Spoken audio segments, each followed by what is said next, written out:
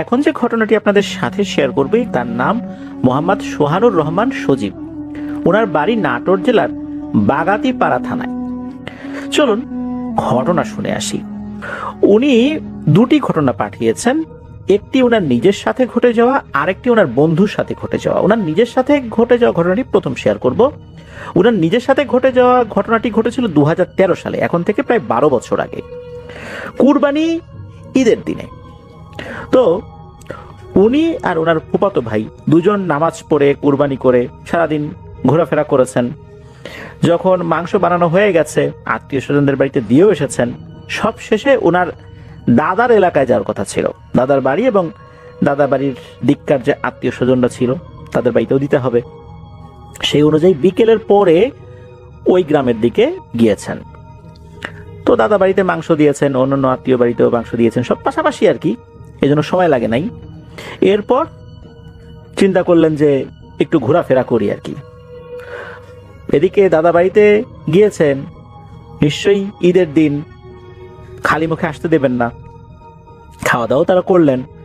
বাড়িতে আসবেন এমন সময় মনে হলো যাই, এই পাশে একটা দোকান আছে, ওই দোকানে ক্যারাম বোর্ড আছে, ওখানে গিয়ে একটু ক্যারাম বোর্ড খেলি। ওখানে যারা ক্যারাম বোর্ড খেলতো রেগুলার, তাদের সাথেও তো তাদের খুব ভালো সম্পর্ক আর কি। এই যে সজীব ভাই, তার ফুফাতো ভাই, মানে সবার সাথেই ভালো সম্পর্ক, আগেও অনেকবার খেলেছেন। সাধারণত রাত 9টার দিকেই ওই দোকানটা বন্ধ হয়ে যেত, যেহেতু ঈদের দিন রাতের বেলা, যার কারণে রাত প্রায় 11টা পর্যন্ত ওই দোকানটা খোলা ছিল। রাত 11টার দিকে ওই দোকানটা বন্ধ করে একসাথেই সবাই বের হয়ে যায়, দোকানদার এবং আরো যারা খেলছিলেন ওইখানে সবাই একসাথে বের হয়ে যায়, যে যার মতো বাড়িতে চলে যাচ্ছে। এদিকে এই সজীব ভাই আর ওনার ফুফাতো ভাইও ওনাদের বাসার দিকে রওনা দিয়েছেন। মোটামুটি 20 মিনিটের মতো লাগবে বাড়িতে হেঁটে আসতে। এখন ওনারা চিন্তা করলেন যে 20 মিনিট, এমনিতে অনেক রাত হয়ে গেছে, এই মাঠের ভিতর দিয়ে হেঁটে যাই, আইল দিয়ে হেঁটে যাই, শর্টকাট হবে, 10-12 মিনিটে পৌঁছে যাব। তো দুজন মিলে ওই জমির ভিতর দিয়ে হাঁটা শুরু করেছেন। জমিটা মোটামুটি বেশ ভালোই বড় ছিল। এর এক সাইডে বড় বড় কয়েকটা আম গাছ ছিল, আম গাছ বলতে আম বাগান আর কি, ছোট একটা বাগান, তার মধ্যে বড় বড় কয়েকটা আম গাছ, আর পাশাপাশি আবার দুটো বাগান। এই দুটো বাগানের মাঝামাঝি একটা বিশাল বড় আকৃতির একটা জাম গাছ ছিল, যেটা এখনো আছে। তো এই বাগান দুটো এলাকায় মেম্বারের বাগান নামে পরিচিত। ওই জাম গাছকে ঘিরে মোটামুটি কিছু ঘটনা শোনা যায় মাঝে মাঝে। তো ওই সময় ওনারা এত কিছু চিন্তা করে নাই, দুইজন মানুষ একসাথে আছে, ভয় কিসের। আর রাত তো 2-3টা বাজে না, রাত 11টাই না হয় বাজে। ওনারা প্রথম যে বাগানটা, মানে ওই আম গাছের যে বাগানটা, যেখানে বড় বড় কয়েকটা আম গাছ রয়েছে, ওইটা ক্রস করে দ্বিতীয় বাগানটাতে ঢুকবেন, যেটা শুরুতে একটা বড় জাম গাছ রয়েছে। ওই সময় ওনারা হঠাৎ করে একটা জিনিস দেখতে পেলেন। সেটা হচ্ছে, মনে হচ্ছে যে ওই জাম গাছের মাথায় কিছু একটা আছে, নিচে কিছু একটা আলোর ঝলকানি দেখতে পেলেন। আলোর ঝলকানি বলতে ওই উপরে যদি আলো থাকে, নিচে এক ধরনের একটা আলোক ছটা ঘুরতে থাকে, ওই অর্থে আর কি আলোর ঝলকানি দেখতে পান। তখন উপর দিকে তাকিয়ে দেখেন ওই জাম গাছের মাথার উপরে দুটো বড় আলোর গোল্লা বৃত্তাকারে পাক খাচ্ছে। ওটারই আলোর ঝলকানি মনে হচ্ছে নিচে চলে এসেছে। সেই সাথে হঠাৎ করে ওখানে বেশ ঝড়ো বাতাসও শুরু হয়ে গেল। আর ওনারা যে আইল ধরে হেঁটে এসেছিলেন, ওই আইলের দুই পাশে কিন্তু মাত্র ধান লাগানো হয়েছে, সেখানে পানি দেওয়া হয়েছে, এমন একটা অবস্থা ছিল। মানে আইলের বাইরে মাঠের ভেতর দিয়ে যে হেঁটে আসবেন, ধানি জমির ভিতর দিয়ে, এগুলো আসলে ওই সময় পসিবল ছিল না। ওই আইল দিয়েই হেঁটে আসতে হবে, আবার যদি যেতে হয় ওই আইল দিয়েই যেতে হবে। শুধু মাঝখানে এই বাগানের মতো জায়গাটা, এটা হচ্ছে প্রশস্ত। যখন ওনারা এটা দেখলেন, দেখার পর আহামরি ওনারা কোনো ভয় পান নাই, কেননা গ্রামে এর আগেও রাতের বেলা এই ধরনের আলোর গোল্লা চক্রাকারে ঘুরতে দেখেছেন, এক জায়গা থেকে আরেক জায়গা ছুটে যেতে দেখেছেন। এই কারণে এই বিষয়গুলো আসলে ওনাদের মধ্যে ভয়ের উদ্রেক করে নাই। ওনারা স্বাভাবিকভাবেই ওই গাছটা ক্রস করে আবার আইলের কাছে চলে যান, মানে বাগানের ওই পাশে যে আইলটা আছে সেখানে চলে যান। ওনারা আবার ঘুরে তাকিয়ে ওই আলোর গোল্লা দেখছিলেনও।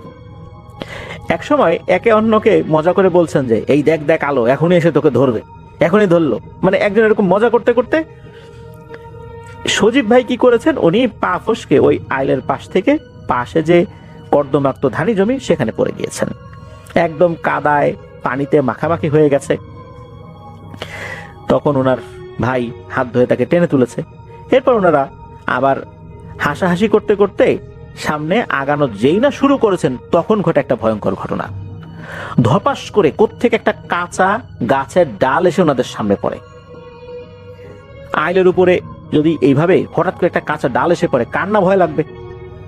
ওনারা বুঝতে পারলেন যে এই যে হাসি তামাশা করেছেন এটা উচিত হয় নাই। যাই হোক, ওনারা ওই ডালটাকে ক্রস করে আবার ওনারা যখন পার হওয়া শুরু করেছেন, সামনে আবার আর একটা ছোট বাগানের মতো রয়েছে। তো ওইখানে যেই গাছগুলো রয়েছে সেই গাছগুলো ওরকম বড় না, ছোট ছোট গাছই বলতে হবে।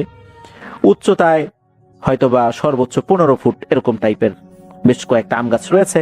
তো ওনারা যখন ওদিক দিয়ে হেঁটে যাচ্ছিলেন হঠাৎ করে দেখতে পেলেন ওই আম গাছের একটা ডালে কালো একটা অবয়ব বসে আছে।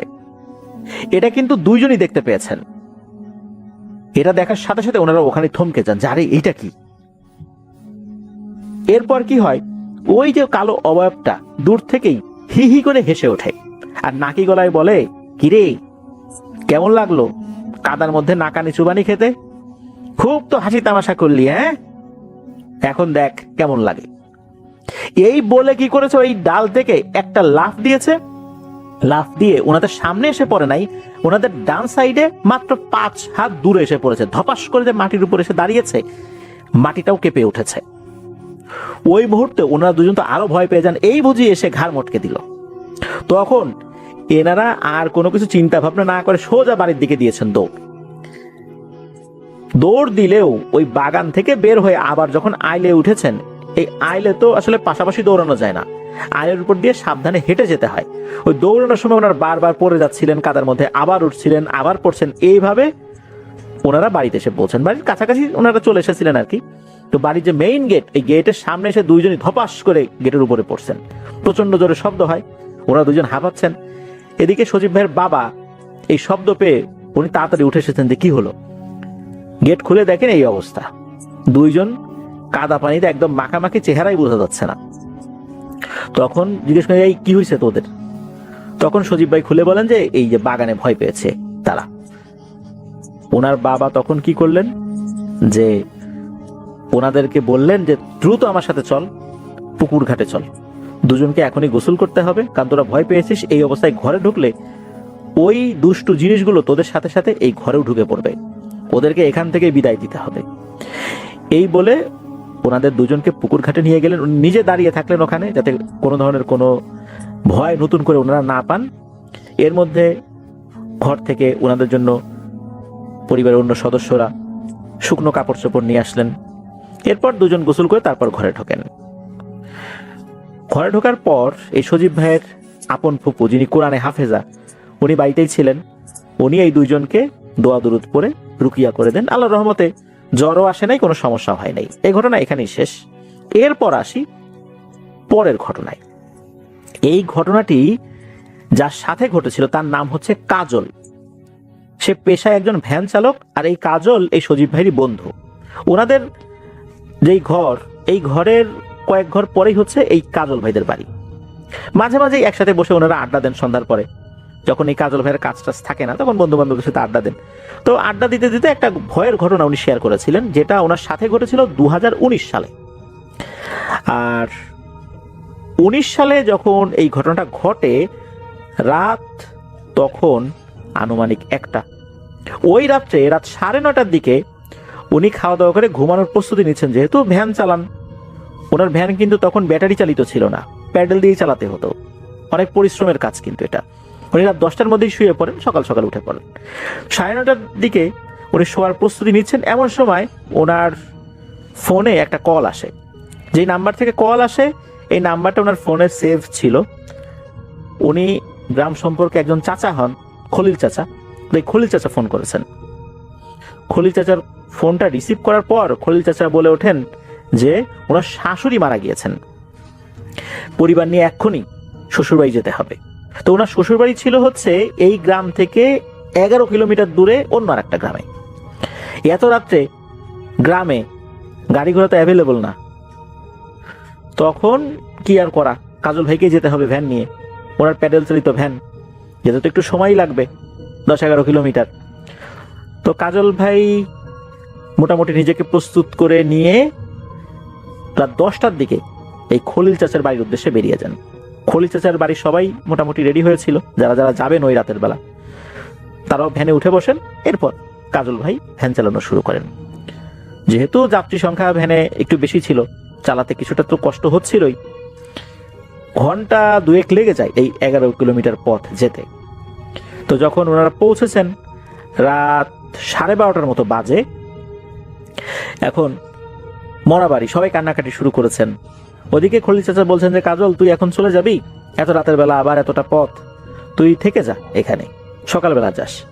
কাজল ভাই খুব অস্বস্তি বোধ করছিলেন, কেননা যেহেতু এই বাড়িতে একজন মারা গেছে, সবাই কান্নাকাটি করছে, এখানে উনি বসে থাকবেন, সবাই আত্মীয় স্বজনরা আসছে এখানে, ওনার অস্বস্তি লাগাটাই স্বাভাবিক। তখন উনি বললেন যে আমি চলে যাই, প্রয়োজন হলে আমাকে কল দিয়ে, দরকার আমি আবার আসবো। তো এই বলে কাজল ভাই ভ্যান নিয়ে বের হয়ে গেলেন। তো যখন বের হয়েছেন তখন উনি ওনার যেই বদভ্যাস ছিল সিগারেট খাওয়া, সিগারেট ধরিয়েছেন, ভ্যান চালাচ্ছেন। আর ওনার তো বাটন ফোন ছিল ওই সময়, তো বাটন ফোনে মেমোরি কার্ড ছিল, ওই মেমোরি কার্ডে অনেকগুলো গান ডাউনলোড করা ছিল। তো উনি তো ওই গান বাজিয়ে চলা শুরু করেছেন। তো উনি যে রাস্তা দিয়ে আসবেন এই রাস্তার বিবরণটা একটু দেওয়ার দরকার। এই রাস্তাটা চলে গেছে নদীর পার ঘেরে, মানে ঘেঁষে আর কি। তো ওই নদীতে এক সাইডে শ্মশান ঘাটও রয়েছে। ওই পথ দিয়ে আরো এগিয়ে গেলে বেশ বড় বড় কয়েকটা বাগান রয়েছে।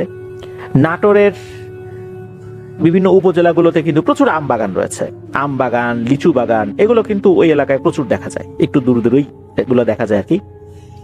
তো ওই পথে বেশ কয়েকটা আম বাগানের পর রাস্তার পাশে কবরস্থান রয়েছে, তারপর ফাঁকা নিরিবিলি রাস্তা। উনি সিগারেট খাচ্ছিলেন, গানের সাথে সাথে নিজেও তাল মিলাচ্ছিলেন, নিজেও চিৎকার করে গান গাচ্ছিলেন, যাতে ওনার মনের মধ্যে ভয় ডর না আসে। হঠাৎ করে উনি দেখতে পেলেন 7-8টা কুকুর কোত্থেকে যেন চলে এসেছে রাস্তার উপরে। কুকুরগুলো দৌড়াদৌড়ি করছে, তবে কুকুরগুলো দেখতে স্বাভাবিকই ছিল, স্বাভাবিক যে কুকুরগুলো রাস্তাঘাটে দেখা যায় ওরকমই ছিল। এখানে প্যারানরমাল কোনো কিছু ভাবনা করার আসলে সুযোগ নাই। তো উনি দেখলেন যে এই কুকুরগুলো যেভাবে আসলো ওভাবে দৌড়ে কোথায় যেন হারিয়ে গেল, মনে হলো ওই যে শ্মশানের ওই দিকটাতে চলে গেল। এরপরে কেন যেন একটা অজানা ভয় ওনার মনের মধ্যে চেপে বসে, শরীরটা মনে হলো ভারী হয়ে গেল। আর একটা সিগারেট ধরিয়েছেন, ভ্যানের গতিটা আরেকটু বাড়িয়ে দিয়েছেন। তখন মনে হলো শ্মশানের ভেতরে যে গাছগুলো ছিল, ওই নদীর পাড়েই আর কি যে গাছগুলো ছিল, যেটা শ্মশানের মধ্যেই পড়ে যায়, ওই গাছ থেকে অনেকগুলো পাখি একসাথে ডেকে উঠলো। এরপর ওই দিক থেকে কাক ডেকে উঠলো। এত রাত্রে কিন্তু কাক সচরাচর ডাকে না, তখন ওর মনের মধ্যে খটকা লাগলো। আর এরপরই হঠাৎ করে ভ্যানের সামনে বিশাল আকৃতির দুটো কুকুর চলে আসছে। এদের দেহটা ছিল বিশাল আকৃতির, মানে একটা বড় ষাঁড় গরু যত বড় হয় ওই রকম সাইজের দুটো কুকুর। ভ্যানে কিন্তু আলো জ্বলছিল না। উনি ওই পথটা খুব ভালোভাবেই চেনেন।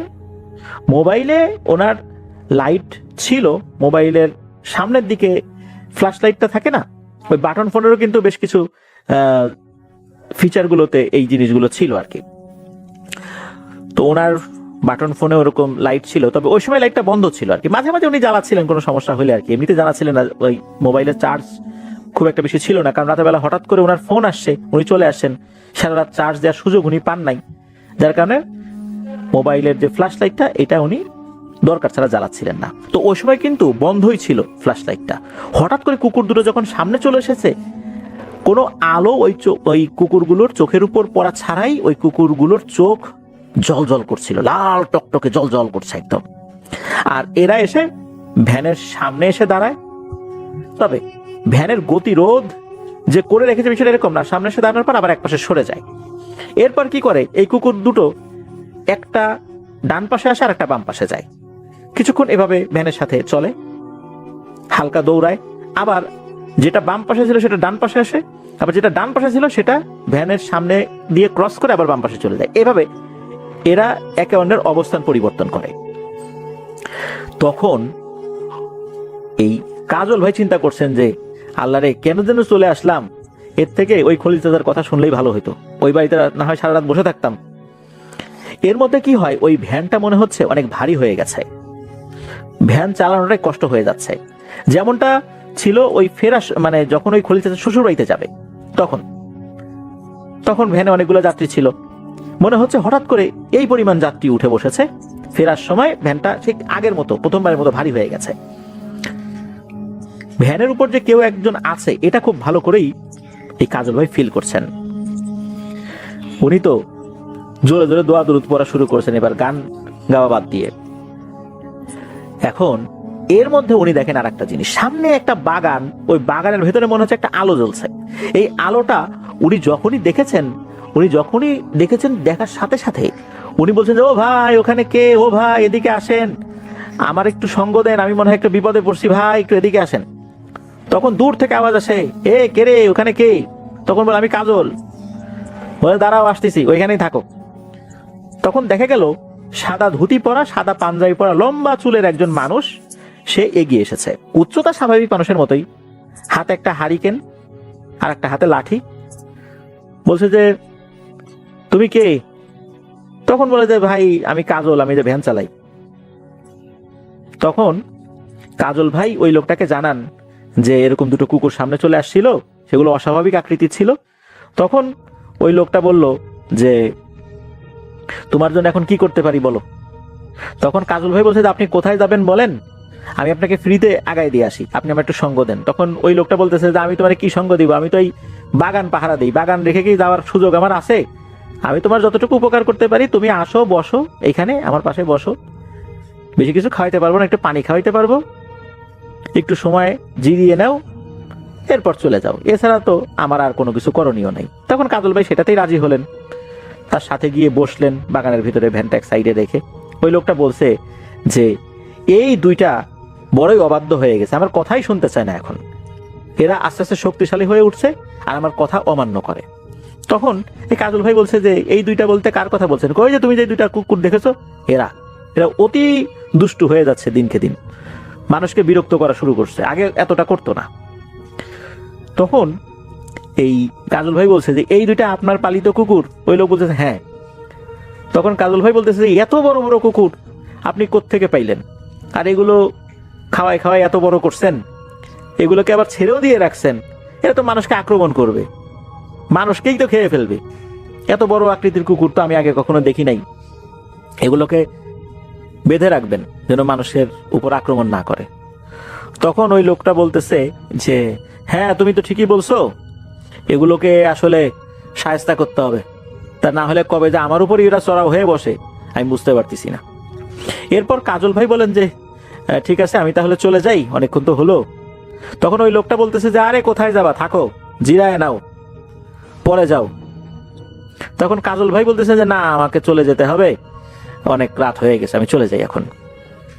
তখন কি করে ওই লোকটা খপ করে কাজল ভাইয়ের হাত চেপে ধরে বলে যে আরে ভয় পেলে নাকি, বসো বসো, জিরায় নাও, ভয়ের কিছু নাই।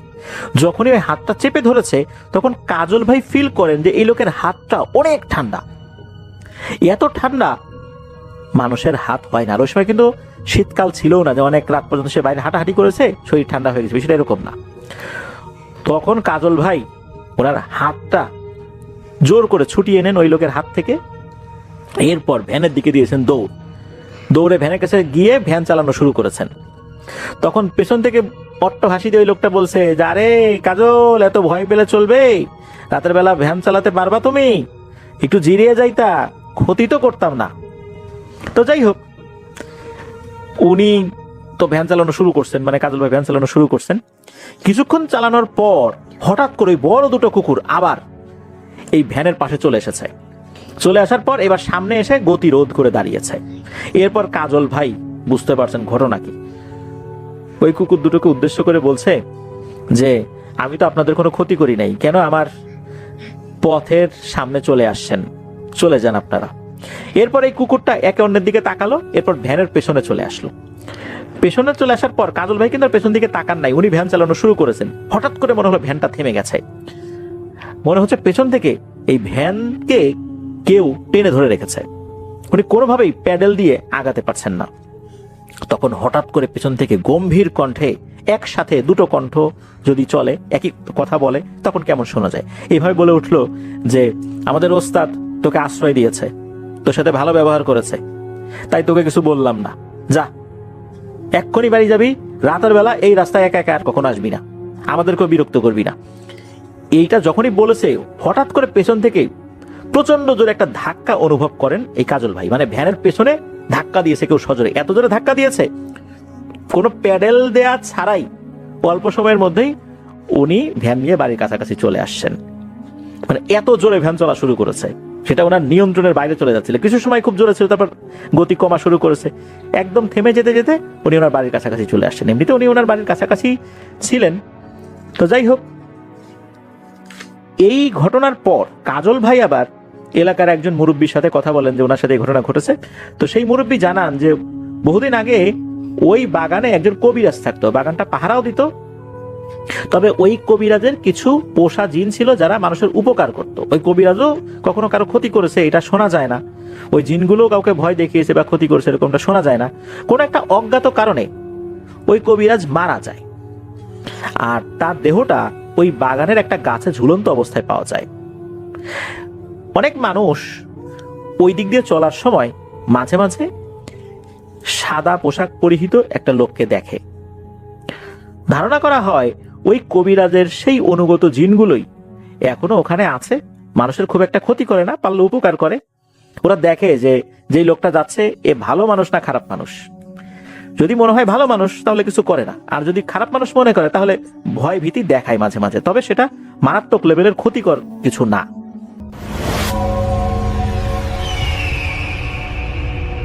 যে ঘটনাটি আমাদের কাছে শেয়ার করেছেন Prabal Chowdhury, north Carolina, United States থেকে। প্রবাল আমাদের কাছে অতীতেও কিন্তু বেশ কিছু ঘটনা শেয়ার করেছেন এবং তার ঘটনাগুলো বরাবরই বেশ ভালো হয়। তিনি বেশ খুঁজে পেতে খুব ভালো ঘটনাগুলো কালেক্ট করে নিয়ে আসেন। তো তিনি এবারও আরেকটি ঘটনা কালেক্ট করেছেন আমাদের জন্য, যেটি তিনি তার এক সিনিয়র ফ্রেন্ড ম্যালকম অ্যান্ডারসনের কাছ থেকে কালেক্ট করেছেন এবং ম্যালকমের নিজের সাথে ঘটা একটি ঘটনা, বেশ পুরনো যদিও। তো আমি সেই ঘটনায় চলে যাব, আমি শেয়ার করব। প্রবাল আমাকে রিকোয়েস্ট করেছেন যেন আমি আমার মতো করে ঘটনাটা শেয়ার করি আপনাদের কাছে। আমি চলে যাচ্ছি প্রবালের পাঠানো ঘটনায়। বেশ আগের কথা, 80-র দশক। ম্যালকম তখন তিনি বাস করেন কানেকটিকাটে এবং তখন তিনি একটা ডেইরি প্রতিষ্ঠানের সাথে যুক্ত ছিলেন, যেখানে তিনি সাপ্লায়ার ছিলেন। তিনি প্রোডাক্ট কালেক্ট করে যে কোনো একটা ডেইরি প্রতিষ্ঠান সেটার প্রোডাক্ট কালেক্ট করে তিনি সাপ্লাই করতেন বিভিন্ন জায়গায়। তো বেশ ইয়াং ছিলেন তিনি তখন, কেবল টিনেজ পার করেছেন এবং ফুল অফ এনার্জি। এবং তিনি তার বাসা থেকে তখন আলাদা হয়ে গেছেন, যেটা হয় তখন মানে ইয়াং এজটা পার হওয়ার পরই বাবা মার কাছ থেকে আলাদা হয়ে যায় ছেলেমেয়েরা বিদেশে। তো ম্যালকমও তাই করেছিলেন, তিনি বাইরে চলে গিয়েছিলেন বাসা থেকে এবং তিনি যেতেন বাবা মাকে ভিজিট করতেন মাঝে মাঝে, এরকমভাবেই তার কাটতো জীবন। তো একদিন ম্যালকম সন্ধ্যার পরে বাসায় আসছে কাজের থেকে। তো সে সাধারণত খুব আর্লি চলে যেত সকালবেলা কাজে, আস্তে আস্তে সন্ধ্যা হয়ে যেত, বেশ হার্ড ওয়ার্ক, বেশ ক্লান্ত হয়ে যেতেন। তো বাসায় এসে ওই দিন তিনি ফ্রেশ হয়ে জাস্ট কিছু খাবার নিয়ে বসছেন। তো এই সময় তার ফোন বাজলো, ফোন ধরার পর দেখতেছে তার বাবা বলতেছে যে তোমার মা হঠাৎ অসুস্থ হয়ে গেছে, তাকে নিয়ে আমি এমার্জেন্সিতে চলে আসছি, তুমি আসো তাড়াতাড়ি। তো তিনি ম্যালকম চিন্তা করলেন, জিজ্ঞেস করলেন কোন হাসপাতাল, সবকিছু শুনে দ্রুত সবকিছু তিনি রেখে মোটামুটি একটু প্যাক করে চলে গেলেন। গাড়ি নিয়ে বের হয়েছেন, যে হাসপাতালের কথা বলছে তার বাবা, সেটা তাদের যে বাড়ি সেটা কিন্তু একটু বাইরে ছিল, শহর থেকে একটু বাইরে ছিল তাদের বাসা। তো বেশ খানিকক্ষণ সময় লাগে সেখানে যেতেই। তো সেইখান থেকে আবার বেশ খানিকটা দূরে সে হসপিটাল। তো ম্যালকম ড্রাইভ করে বেশ একটা সময় নিয়ে পৌঁছাইলো সেখানে। তো তখন শীতের সময়, ঠান্ডা পড়ছে, গাছপালা পাতা ঝরে গেছে, অন্যরকম অবস্থা। তো পৌঁছায় সে গাড়ি থেকে নামলো। গাড়িটা পার্ক করার সময় খেয়াল রাখতে হয় যে এখানে যদি হঠাৎ করে এরকম একটা সিজন যে স্নোফল হয়, আটকায় গেলে তো সমস্যা। তো গাড়ি পার্ক করে পার্কিং লটে গেল, গিয়ে দেখলো যে এই হাসপাতালটা অনেক পুরনো এবং অনেক হিস্ট্রিক হাসপাতাল, মানে অনেক অনেক পুরনো এটা। তো ম্যালকম এই হাসপাতাল সম্বন্ধে তেমন কিছু জানে না, বাট সে দেখলো আর কি হাসপাতালটা অনেক পুরানো। তো গিয়ে দেখলো বাবা আছে, বাবার সাথে কথা বললো যে কি হয়েছে। তো বললো যে ডাক্তার এখনো টেস্ট করতেছে তোমার মাকে, তারা মনে করতেছে যে তোমার আম্মা ছোটোখাটো কোনো স্টেপ করছে। তো ম্যালকমের কাছে বেশ খারাপ লাগলো, ছোটোখাটো স্ট্রোক হলেও তো খারাপ। তো সে তো বললো বাবাকে যে তুমি চিন্তা করো না, ইউ টেক ইট ইজি, আর তোমার এখানে বসে সময় নষ্ট করা লাগবে না, তুমি বাসায় চলে যাও, বাসায় রেস্ট নাও। কারণ তার বাবাও বেশ অসুস্থ ছিল, তার অনেক রকম শারীরিক প্রবলেম ছিল। তো বাবা বলতেছে না আমি যাবো না। তো ম্যালকম বলতেছে যে কোনো কথা বলো না, তুমি যাও, নাহলে আমি কিন্তু তোমার যাওয়ার ব্যবস্থা করতেছি। তো তার বাবা ড্রাইভ করতো আর কি। তো ম্যালকম তাকে একদম আশ্বস্ত করলো যে আমি এখানে আসি, কোনো রকম সমস্যা হলে আমি জানাবো, তুমি যাও। তো বলে বাবাকে গাড়ি পর্যন্ত এগিয়ে দিল, বাবা চলে গেল। ম্যালকম ওইখানে আসে, গিয়ে দেখলো যে মা মানে খুব অসুস্থ, মায়ের সাথে কথাবার্তা বললো, মাকে বললো যে আমি আসি, ডোন্ট ওয়ারি, আমি মানে থ্রু আউট দ্য টাইম যতক্ষণ তুমি হাসপাতাল থাকবে আমি আসি সব সময়। তো বলে সে ওখানে যে ওয়েট করতেছে। তো মা শুয়ে আছে তার মতো, তার মার অবস্থা খুব অন্যরকম, ঠিক মতো কথা বলতে পারতেছে না। তো ম্যালকম ওখানে বসে থাকলো, বসে থেকে সময় কাটেলো। তো এর মাঝে তার কিছু করার নাই, সে হাসপাতালটা দেখতেছে। দেখতেছে বেশ পুরনো হসপিটাল, এবং সে এটা দেখলো যে বেশ অনেক আগে এটা তৈরি হয়েছিল হাসপাতালটা। তো হেঁটে হেঁটে দেখার চিন্তা করলো, বাইরে আসলো, হেঁটে নিচতলাটা দেখলো যে এইটার মূল যেখানে তারা আছে সেই বিল্ডিংটা হচ্ছে এমন একটা জায়গায়, তার আশেপাশে বেশ ফাঁকা, সুন্দর করে লন করা, এবং পাশে এই শেষ প্রান্ত দিয়ে গাছপালা চলে গেছে অনেক দূরে, এবং পেঁচায় ওইখান থেকে ছোট রাস্তা নেমে গেছে। এবং এটা কিন্তু হাসপাতালটা উঠছিল একটু পাহাড়ের উপরে, বেশ খানিকটা এরকম ঘুরে ঘুরে আসছে, একটু উঁচু জায়গায় আর কি। আর সে যেখানটা দাঁড়ায় আছে সেখান থেকে সামনে গিয়ে ডান দিক দিয়ে মূল রাস্তাটা চলে গেছে, ওইটা আবার এঁকে বেঁকে চলে গেছে সামনে গিয়ে দেখতেছে যে কতগুলা ল্যাম্পপোস্টের আলো একটু পড়ছে, তারপরে বাঘটার দেখা যাচ্ছে না, গাছগাছালি। এবং সে বুঝলো যে সামনে এরকম পাহাড়ের উপর আরো কিছু ঘর বাড়ি আছে। তো ম্যালকম চিন্তা করতেছিল যে এরকম উইল্ডারনেসের মধ্যে যারা থাকে তাদের কাছে কেমন লাগে, হ্যাঁ, মানে বিশেষ করে শীতের সময় এরকম যখন বরফ টরফ পড়বে তখন কেমন লাগবে। কারণ সে কাইন্ড অফ সিটিতে থাকে, তার ওই ধারণার চিন্তা করতেছে যে এইখানে বসে থেকে সে অনেকক্ষণ চিন্তা করলো। তো ভাবলো যে এটা আরেক রকম ফিলিংস, হ্যাঁ, মানে জিনিসটা অন্যরকম। দেখলো চিন্তা করতে করতে সে আবার চলে আসলো হাসপাতালে, এবং এসে সেই যে তার ওয়েটিং এরিয়া সেখানে সে বসে দেখতেছে এইখানেও মানুষ নাই, দু একজন মানুষ বসে আছে, তারা হয়তো শর্টলি মুভ করবে এখান থেকে, মেবি তারা ওই রুমে যাবে বা অন্য কোথাও। তো সে একটা মানে ওই চেয়ারগুলো কাইন্ড অফ কমফোর্টেবল ছিল, তো একটা চেয়ারের মধ্যে সে বসলো, ফোম টোম দেয়া। তো সেখানে সে বসে মাথাটা পেছন দিকে দিয়ে, অনেক টায়ার্ড ছিল, তো তার মাথার মধ্যে একটা ক্যাপ ছিল, ক্যাপটা দিয়ে তার চোখ ঢেকে সে শুয়ে থাকলো। চিন্তা করলো যে একটু রেস্ট নেই, কারণ আমাকে তো অনেকক্ষণ থাকতে হবে, কতক্ষণ থাকতে হবে জানি না। না থাকলেও কিছু নাই, ওখানে হাসপাতাল সম্পূর্ণ কোনো প্রবলেম হয় না, বাট অ্যাটলিস্ট নিজের মানুষ, তার মা উপরে, এবং সে তার মাকে অনেক ভালোবাসে। তো শুয়ে আছে অনেকক্ষণ ম্যালকম, কোন সময় যে সে ঘুমায় গেছে বলতে পারে না। তো ম্যালকমের মানে ডিপ ঘুম চলে আসছিল, কারণ সারাদিন পরিশ্রম করছে, খুব টায়ার্ড। তো যখন ঘুম ভাঙছে সে খেয়াল করতেছে সে যেখানে বসেছিল ওখানকার বাতিটা বন্ধ। সে মানে খুব চোখটা মানে এরকম তাকাতে চোখ ভারী হয়ে গেছে, আঠা আঠা লাগতেছে চোখটা। তো ক্যাপটা সরাইলো মুখের উপর থেকে, এই ক্যাপটা পরেছিল সে লাইটের জন্যই। তো ক্যাপটা সরানোর পর দেখতেছে সে যেখানে বসেছিল জায়গাটা অন্ধকার, আর সামনের দিকে লাইট জ্বলতেছে, একটা মাঝখানের লাইট সিলিং থেকে, সেটার আলোটা কাইন্ড অফ অ্যাম্বিয়েন্ট ভাবে পড়ছে দুই পাশে কিছু বসার জায়গা, ওখানে কোনো মানুষ নাই। আর কেমন একটা কেমিক্যালের স্মেল আছে আশেপাশে, অনেকটা অ্যান্টিসেপটিক কেমিক্যাল যেরকম থাকে সেরকম একটা স্মেল চারিপাশে। তো সে দূরে তাকাইলো, তার হাসপাতালের কম্পাউন্ডটা অনেক বড়, সে দূরে তাকাইলো এখান থেকে, যেহেতু ফ্রন্ট ডেস্কটাও দেখতেছে খালি, মানে কোনো মানুষজন নাই। এবং সামনে ফ্রন্ট ডেস্কেও সিলিং থেকে আলো পড়ছে, সিলিং এর আলোটা হালকা ভাবে ওই ডেস্কের মধ্যে পড়ছে, কেউ নাই। এবং সেই তাদের গ্লাস উইন্ডো যেটা ওইটা ওখানে আছে, এবং বাইরে দেখা যাচ্ছে অন্ধকার। কেমন জানি পরিবেশটা মনে হচ্ছে যে এত বড় একটা কম্পাউন্ড, একটা মানুষও নাই। তো ম্যালকমের কাছে একটু অস্বস্তি লাগলো যে এরকম একলা জায়গায় এরকম বসে আছি, কেমন জানি। তো সে উঠলো, এবং অপরিচিত তো উঠে আস্তে আস্তে হাঁটতে হাঁটতে এই অন্ধকার, সেই জায়গাটা কিন্তু অন্ধকার ছিল, সে যেখানে শুয়েছিল। হেঁটে হেঁটে গেল সামনে, ডেস্কের সামনে দেখলো কেউ নাই। সে গেটের কাছে গেল, গেটটা ঠেলা দিয়ে খুলে বেরোলো সামনে। তো বের হয়ে দেখতেছে যে বাতাস, বেশ ঠান্ডা বাতাস গায়ে লাগতেছে, মানে ঠান্ডা বেড়ে গেছে অনেক। তার গায়ে কিন্তু জ্যাকেট পরা, পাফার জ্যাকেট পরা, তারপরও মানে বেশ ঠান্ডা লাগতেছে। তো এদিক ওদিক তাকালো, পার্কিং লটের দিকে তাকালো, দেখে আবার আকাশের দিকে তাকায়, মনে হচ্ছে যে স্নোফল হতে পারে, হ্যাঁ মানে আকাশের যেরকম কালার ধারণ করছে। তো যাই হোক, আবার ঢুকে আসলো হাসপাতালে, হিটিং সিস্টেম ভালোই কাজ করতেছে। তো সে চিন্তা করলো যে আমি উপরে উঠি, উপরে যাই, কিছু খেতে হবে, ভেন্ডিং মেশিন টিশিন আছে নাকি। তো হেঁটে এসে ওখানে সিঁড়ি দিয়ে, ওখানে সিঁড়ি ছিল আর ওই পাশে লিফট আছে। হাসপাতালটা টোটাল 3 তলা। তো সে ওই সিঁড়িতে উঠে উঠে দোতলায় গেল। দোতলায় গিয়ে দেখতেছে যে এই সামনের যে অংশটা, ওই জায়গাটাও অন্ধকার করে রাখছে, মানে এই পাশে আলো জ্বলতেছে একটা, সেটার আলো দিয়ে হালকা আলো হচ্ছে। তো সে বুঝতে পারলো যে এটা হয়তো তারা এনার্জি সেভ করতেছে। তো ওইটা দেখে সে হেঁটে গেল সামনে যেয়ে সে খুঁজতেছে এখানকার কোনো ক্যাফেটেরিয়া বা কিছু মানে পায় কিনা। সে তো চিন্তা করতে করতে হাঁটতে হাঁটতে দেখলো যে ভেন্ডিং মেশিন আছে 2টা। ওখান থেকে সে, তার পকেটে কয়েন ছিল, চিপস বের করে নিল 2 প্যাকেট, বেরোয় সেটা নিয়ে হাঁটা দিয়েছে। সে চিন্তা করছে ক্যাফেটেরিয়া কোথায়। তো এখন যেখান থেকে হাঁটতেছে ওই জায়গাটা কিন্তু একটা ফাঁকা জায়গা, একটা প্যাসেজের মতো, খুব একটা আলো নাই, মানে দেখা যাচ্ছে যে একটা আলো যদি জ্বলে পরেরটা জ্বলে না, এরকম আর কি, মানে একটু আলো আধারির মতো। তো প্যাসেজ দিয়ে সোজা হেঁটে গেছে ম্যালকম। তো যে দেখতেছে হাতের ডান দিকে একটা দরজা, কাইন্ড অফ কাঠের দরজা, মাঝখানে একটা গ্লাসের দেওয়া।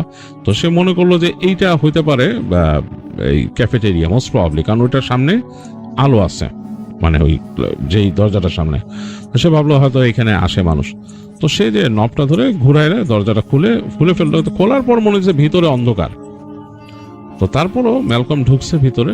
ঢোকার পরে সে লাইটের সুইচ দেখতেছে। ক্যাফেটেরিয়া হলে তো এখানে মানে থাকবে লাইট, এবং অনেক সময় দেখা যাচ্ছে রাতের বেলা ওখানে কিন্তু ক্যাফেটেরিয়া মানে যে সবসময় খাবার সার্ভ করে তা না। যদি ওখানকার মানুষ থাকে কেউ, ওখানকার যে স্টেশনটা সেখানে বিক্রি হয়, আর নাইলে দেখা যাচ্ছে তাদের একটা কফি স্টেশন থাকে, আরও একটা এরকম ভেন্ডিং মেশিন থাকবে এরকম, বা বসার জন্য 2টা টেবিল থাকতে পারে বসার জন্য এরকম। তো সে তাকায় দেখতেছে যে এইগুলো কিছু না। এই লাইটটা সে অন অফ করলো, দেখলো লাইটটা অন অফ হচ্ছে না, এবং রুমের শেষ মাথায় একটা জানালা, বড় জানালা, এবং জানালার মধ্যে কোনো ব্লাইন্ড নাই, ব্লাইন্ডটা ওঠানো, ব্লাইন্ডটা কেউ টেনে উঠায় রাখছে। পুরোপুরি ছাদের আলো আসতেছে ওইখান দিয়ে, এবং এই জানালার ওই পারে দেখা যাচ্ছে যে গাছের অংশ, সেই বড় বড় গাছ, পাতা ছাড়া সেগুলোর ডাল টাল দেখা যাচ্ছে এরকম।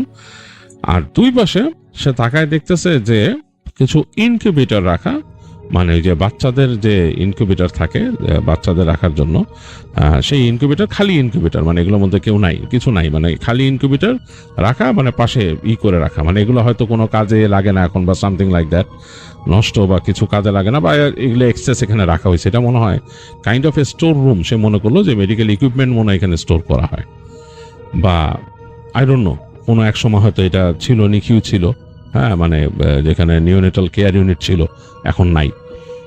তো কিন্তু আলো নাই, কিন্তু ওই যে জানালার আলো যা ঢুকতেছে, ছাদের আলো, সেটা দিয়ে যতটুকু আলো হচ্ছে এখানে। তো সে মানে কয়েক সেকেন্ড দেখছে এরকম, দেখার পর সে চিন্তা করতেছে বের হয়ে যাবে। সে ঘুরে দরজার দিকে নবে হাত দিছে যে খুলে বের হয়ে যাবে। এই সময় সে পেছনে শুনলো ফিস ফিস করে কে কথা বলল, ফিস ফিস, মানে কোনো মেয়ে যদি ফিস ফিস করে কথা বলে যেরকম সেরকম। তো ম্যালকম হঠাৎ করছে কে ফিসফিস করে কথা বললো এখানে। সে ঘাড় ঘুরে তাকায় দেখছে জানলার কাছে একটা কালো কুচকুচে অবয়ব, হ্যাঁ, মানে দেখলে মনে হবে অনেকটা কালো চুলের যদি বল থাকে, বল তৈরি, মানে কালো চুল দিয়ে যদি একটা মানুষ তৈরি করা হয়, পুরো শরীরটা চুলের, মানে কালো এরকম ফোলা, এরকম একটা মানুষের মতো অবয়ব, এবং সেটার চোখের জায়গায় 2টা চোখ আছে, বুঝতেছে, চোখগুলো জ্বলতেছে। আর সামনের যে হাত, মানুষটার যে হাতের আঙুলগুলো চোখা চোখা লম্বা, এটা জানলার কাছে দাঁড়ানো। এইটা ফিসফিস করে কি জানি বলছে। তো ম্যালকমের সারা শরীরে রোম দাঁড়ায় গেছে, মানে তার মানে একদম ঘুসবাম্প হয়েছে, এবং মেরুদণ্ড বেয়ে একটা ঠান্ডা স্রোত নেমে গেছে। এবং সে আবার শুনলো ফিসফিস করে তাকে বলতেছে, you are not welcome here.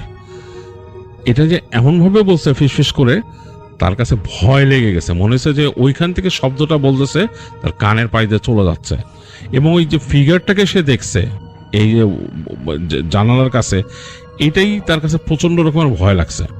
তো ম্যালকম দ্রুত ঘুরে সেই দরজাটা খোলার চেষ্টা করলো। দেখলো যে দরজার যে হ্যান্ডেলটা বরফের মতো ঠান্ডা, আর দরজাটার নবটা নামতেছে না নিচে, ওটা মনে হচ্ছে কেউ লক করে দিচ্ছে এই পাশ থেকে।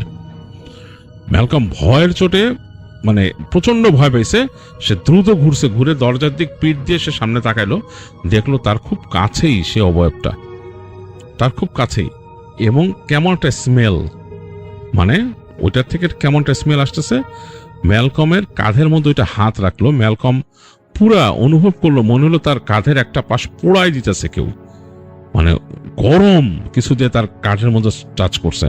তার হাত থেকে সে ওই যে তার হাতে চিপসের ব্যাগ ছিল ওগুলো পড়ে গেল ঠাপ ঠাপ করে। পড়ে যাওয়ার পর ম্যালকমের আর কিছু মনে নাই, মানে তার মাথা পুরো ভ্যাকেন্ট। তো ম্যালকমের যখন হুঁশ ফিরছে, ম্যালকম নিজেকে আবিষ্কার করলো সে একটা রুমের ভেতরে এবং একটা হসপিটাল বেডে সে শুয়ে আছে।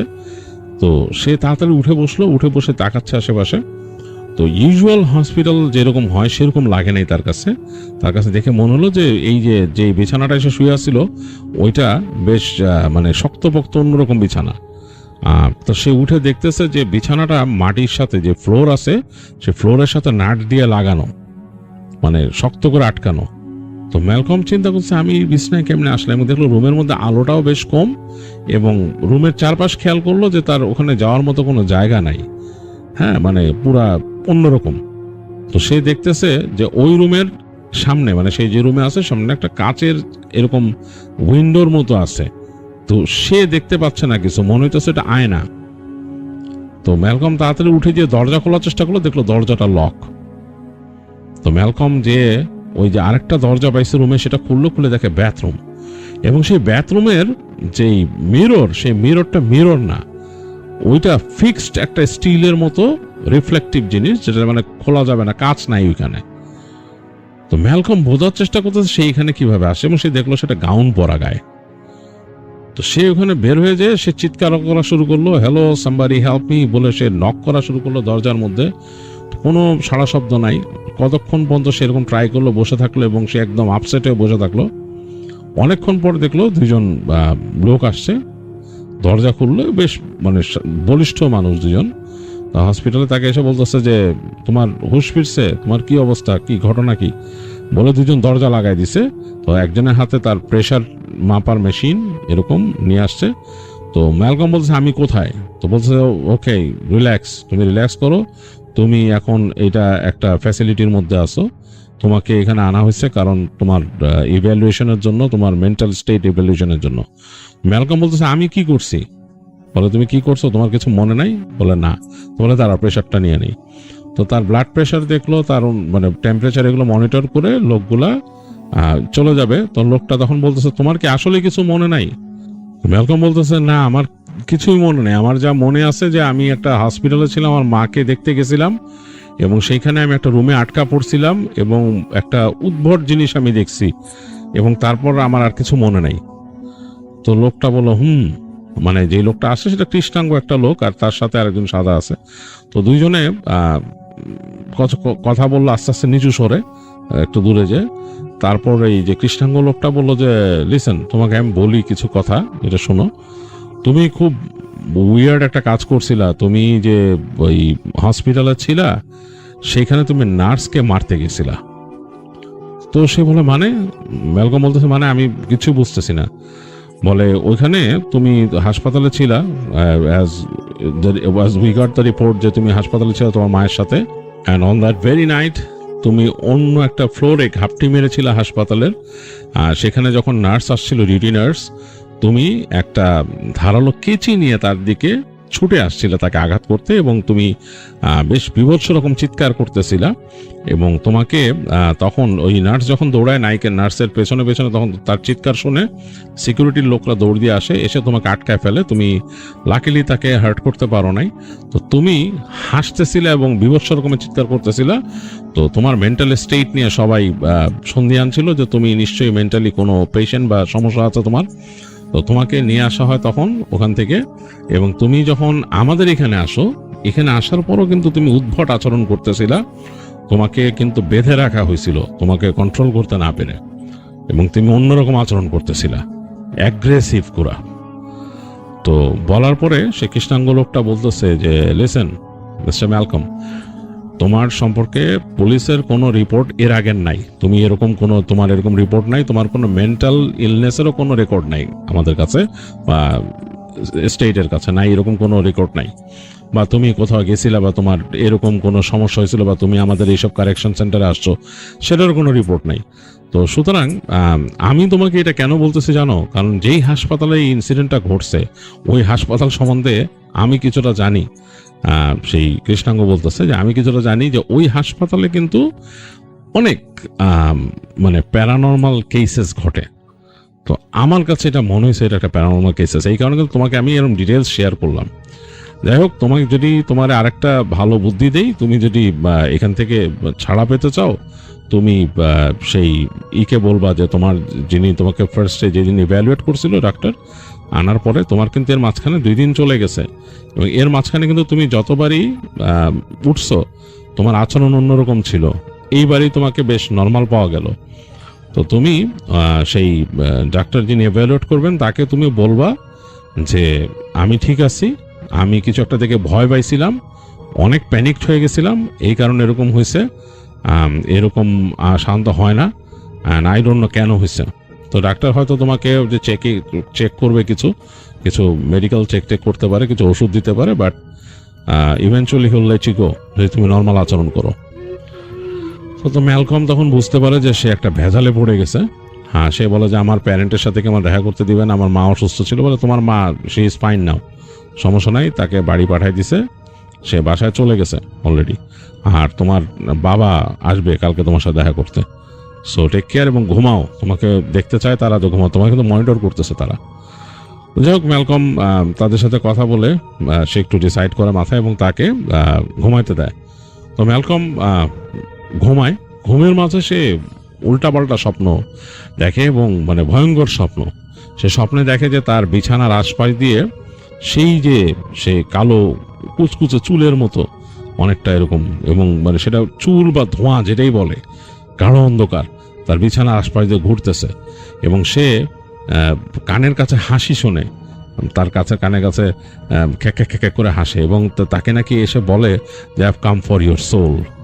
তো ম্যালকম ভয় পায়, সে ঘুমের মধ্যে ভয় পায়, সে চিৎকার করে ওঠে।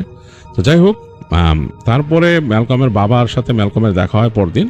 ম্যালকমের বাবা তাকে বলে যে আমি লয়ারের সাথে কথা বলছি এবং তোমার সব রেকর্ড রেডি করছি, তোমার ওরকম কোনো চিন্তা নাই, কি হয়েছিল ব্যাপারটা আসলে তুমি মেডিকেলি যদি প্রুভেন, ডাক্তার তোমাকে করতে পারে যে তোমার সমস্যা নেই, ছেড়ে দিবে তোমাকে ছোটোখাটো কিছু টেস্ট করে।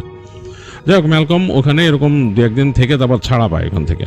তো ছাড়া পাওয়ার পরে ম্যালকমের বাবা তাকে বলে যে আমি এটাও খবর নিয়েছি যে ওই হাসপাতালটার মধ্যে প্যারানর্মাল সমস্যা আছে, তোমার মাও উল্টাপাল্টা জিনিস দেখছে এখানে। ম্যালকম বলে কি দেখছে আমার মা? তোমার মা দেখতো যে তার রুমের আশপাশ দিয়ে কে যেন চলাচল করতো, তো তোমার মা ভয় পেত। একে তো তার এরকম স্ট্রোক হয়েছিল, তারপরে সে ভয় পেত, সে দেখতো যে কেউ হাঁটা চলা করে ওই রুমের ভেতর থেকে, এবং মানে যখন নাকি লাইট জ্বালাইতো তখন মনে হতো যে ফিগারটা উধাও হয়ে গেছে, এরকম দেখতো তোমার মা। আর ওই হাসপাতাল সম্বন্ধে আরো খোঁজ খবর নিছি, এটা ওই হাসপাতালটা আসলে হন্টেড হাসপাতাল, বলে সমস্যা আছে। তো আমি তোমাকে যেটা করব, তোমাকে এখন আমি একজন প্রিস্ট আছে আমার বন্ধুর পরিচিত, ওনার কাছে নিয়ে যাব। তো ম্যালকম রাজি হয়, তো ম্যালকমকে নিয়ে যায় সেই প্রিস্টের কাছে এবং প্রিস্ট বলে যে দেখে যে বলে যে তোমাকে মনে হয় তুমি কি এরকম এরকম স্বপ্ন দেখো, জিজ্ঞেস করে প্রিস্ট তাকে। তখন ম্যালকম বলে যে হ্যাঁ। তো বলে তোমার পিছনে কোনো ডেমন লাগছে এবং তোমাকে সেই ডেমন ওখান থেকেই পজেস্ট করছে। তো যেটা করতে হবে তোমাকে, ওই সময়টা পজেস্ট করছিল এবং তুমি কিন্তু ওই সময় একটা অঘটন ঘটায় ফেলতা, এবং অঘটন যদি ঘটায় ফেলতা তুমি কিন্তু এখন একটা ইসে চলে যেতা এবং হয়তো তোমাকে হয় পাগল আখ্যা দিত, অথবা তুমি যদি পরে নর্মাল স্টেটে থাকতো তোমার বিচার হইতো, থিংস লাইক দ্যাট। তো তোমাকে যদি করতে হয় আমার পারমিশন লাগবে, পারমিশন এনে তারপর দেখা যাক তোমাকে এক্সরসিজম করতে পারি কিনা। তো প্রিস্ট নাকি সময় নিয়ে বিভিন্ন রকম তার যে ডকুমেন্টেশন বা কাজকর্ম যেটা করে একদিন সে ডিসাইড করে যে অমুক দিন ম্যালকমকে তিনি এক্সরসিজম করবেন। তার সাথে আরেকজন প্রিস্ট নিয়ে আসেন, 2 জন মিলে ম্যালকমরে তারা করে এক্সরসিজম করে এবং এক্সরসিজম করে নাকি বের করে যে ওই যে ম্যালকম সেদিন যে হেঁটে গেছিল ওইখানে, সে ওই রুমটার মধ্যে ওই ডার্ক এনার্জি বা ডিমন, তারা যেটা বলছে ডিমন বা আমরা যেটা বলবো জিন, একটা ভয়ঙ্কর জিন বা ওখানে থাকতো আর কি, ওইটা তার ছিল। আর ওই জায়গাটা ছিল এক সময়কার ওই জায়গাকার মানে ইউনিট, মানে ওই যে পিডিয়াট্রিক কেয়ার ইউনিট আর কি, পিকিউ। তো ওই পিকিউ বা নিকিউ যেটা বলেন, নিউনেটাল কেয়ার ইউনিট, মানে ওই জায়গায় ওই রাখা হতো আর কি বাচ্চাদের। তো ওই জায়গায় নাকি মানে নিউবর্ন বাচ্চারা ওখানে থাকতো আর কি। তো ওইটা পরবর্তীতে ওই ইউনিটটা বন্ধ হয়ে যায়, ওই দিক থেকে বন্ধ হয়ে যায়, এবং ওই জায়গায় আসলে ওই পেশেন্টও কম যায় আর কি। এমার্জেন্সি না হলে সাধারণত কোনো মহিলারাও যেত না, হাসপাতাল সম্বন্ধে কিছু তাদের কাছেই ছিল আর কি, ভয় পেত তারা, সোজা কথা। যে এই রিপুটেশন তারা শুনছে যে এরকম এরকম ব্যাপার স্যাপার থাকে, তারা যেত না ওইখানে। তো যাই হোক, ওই নিকিউ পিকিউটা ওইখানে বন্ধ হয়ে যায়, ইউনিটটা ওইখানে। তো ওই যে ডার্ক এনার্জিটা বা ডার্ক যে ওইটা নাকি ওখানে থাকতো। তো ওই দিন যখন নাকি ম্যালকম যে ঢুকছে, সে ম্যালকমকে ওখান থেকে পজেস করছে, এবং পজেস করে সে তো ওদের কাজই ওইটা, যেটা অঘটন ঘটানোর চেষ্টা করছে, যেহেতু সে ভয়ঙ্কর। ওই ডার্ক এনার্জি ওইখানকার একটা নার্সের উপর নজর দিয়েছিল, যে নার্সটা সে ছিল প্রেগন্যান্ট, এবং সে তাকে দূর থেকে মনিটর করতো। তো সেই মেয়েটা আবার খুব মানে পায়াস ছিল, সেই যে নার্স ছিল সে খুব পায়াস এবং সে খুব প্র্যাকটিসিং ছিল। তো তাকে সে সরাসরি কোনোভাবে কিছু করতে পারতেছিল না। তো সে যখন নাকি ম্যালকমকে পজেস করে সে ম্যালকমের মাধ্যমে চেষ্টা করে তাকে এরকম আক্রমণ করতে। তো যাই হোক, সেই মেয়েটা বেঁচে গেছে, এবং সে তো প্র্যাকটিসিং মানুষ, তো সে বেঁচে গেছে। আর ম্যালকমও ওইভাবে আর ওই কোনো দুর্ঘটনা ঘটাইতে পারে নাই, ম্যালকমকে তারা নিয়ে গেছিল। তো যাই হোক, প্রিস্ট তখন এক্সোরসিজম করে ম্যালকমের থেকে ওই জিনিসটাকে আলাদা করে, এবং আলাদা করে সে ম্যালকমকে ওই মানে ওই অধ্যায় থেকে বের করে নিয়ে আসে আর কি। তো ম্যালকমকে অনেকদিন বলছিল সেই প্রিস্ট দুইজনই যে তোমাকে সাবধানে থাকতে হবে, তুমি অবশ্যই এমন কোনো জায়গায় ট্রাভেল করবা না একা একা যেখানে তোমার সমস্যা হতে পারে, যেমন একলা কোনো ব্যারেন ল্যান্ডে যেখানে নাকি মানে মানুষজন নাই এরকম জায়গা, অথবা কোনো হন্টেড জায়গা, তুমি জানো যে এই জায়গার মধ্যে কোনো রকম প্রবলেম আছে, সব জায়গায় যাবা না। একলা কোনো পার্কিং লটে রাতের বেলা যে গাড়িতে বসার চেষ্টা করবা না, ওখান থেকে বের হয়ে আসার চেষ্টা করবা না। চেষ্টা করবা তোমার সাথে কাউকে রাখতে, অথবা তুমি গভীর রাতে এরকম চলাফেরাটা নিজেকে কেয়ারফুল রাখবা।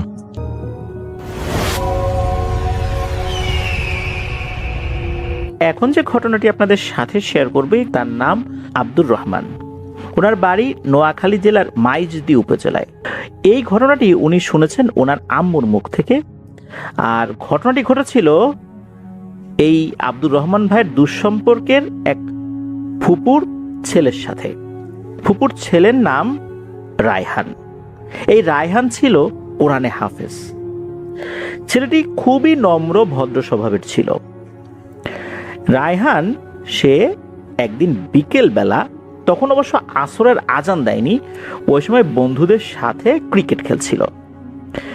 আসরের আজান যখন দিয়ে দেয় তখন রায়হান বন্ধুদেরকে বলে, তোরা খেল, আমি এই পুকুর থেকে অজু করে মসজিদ থেকে নামাজটা পড়ে এসে আবার তোদের সাথে খেলবো।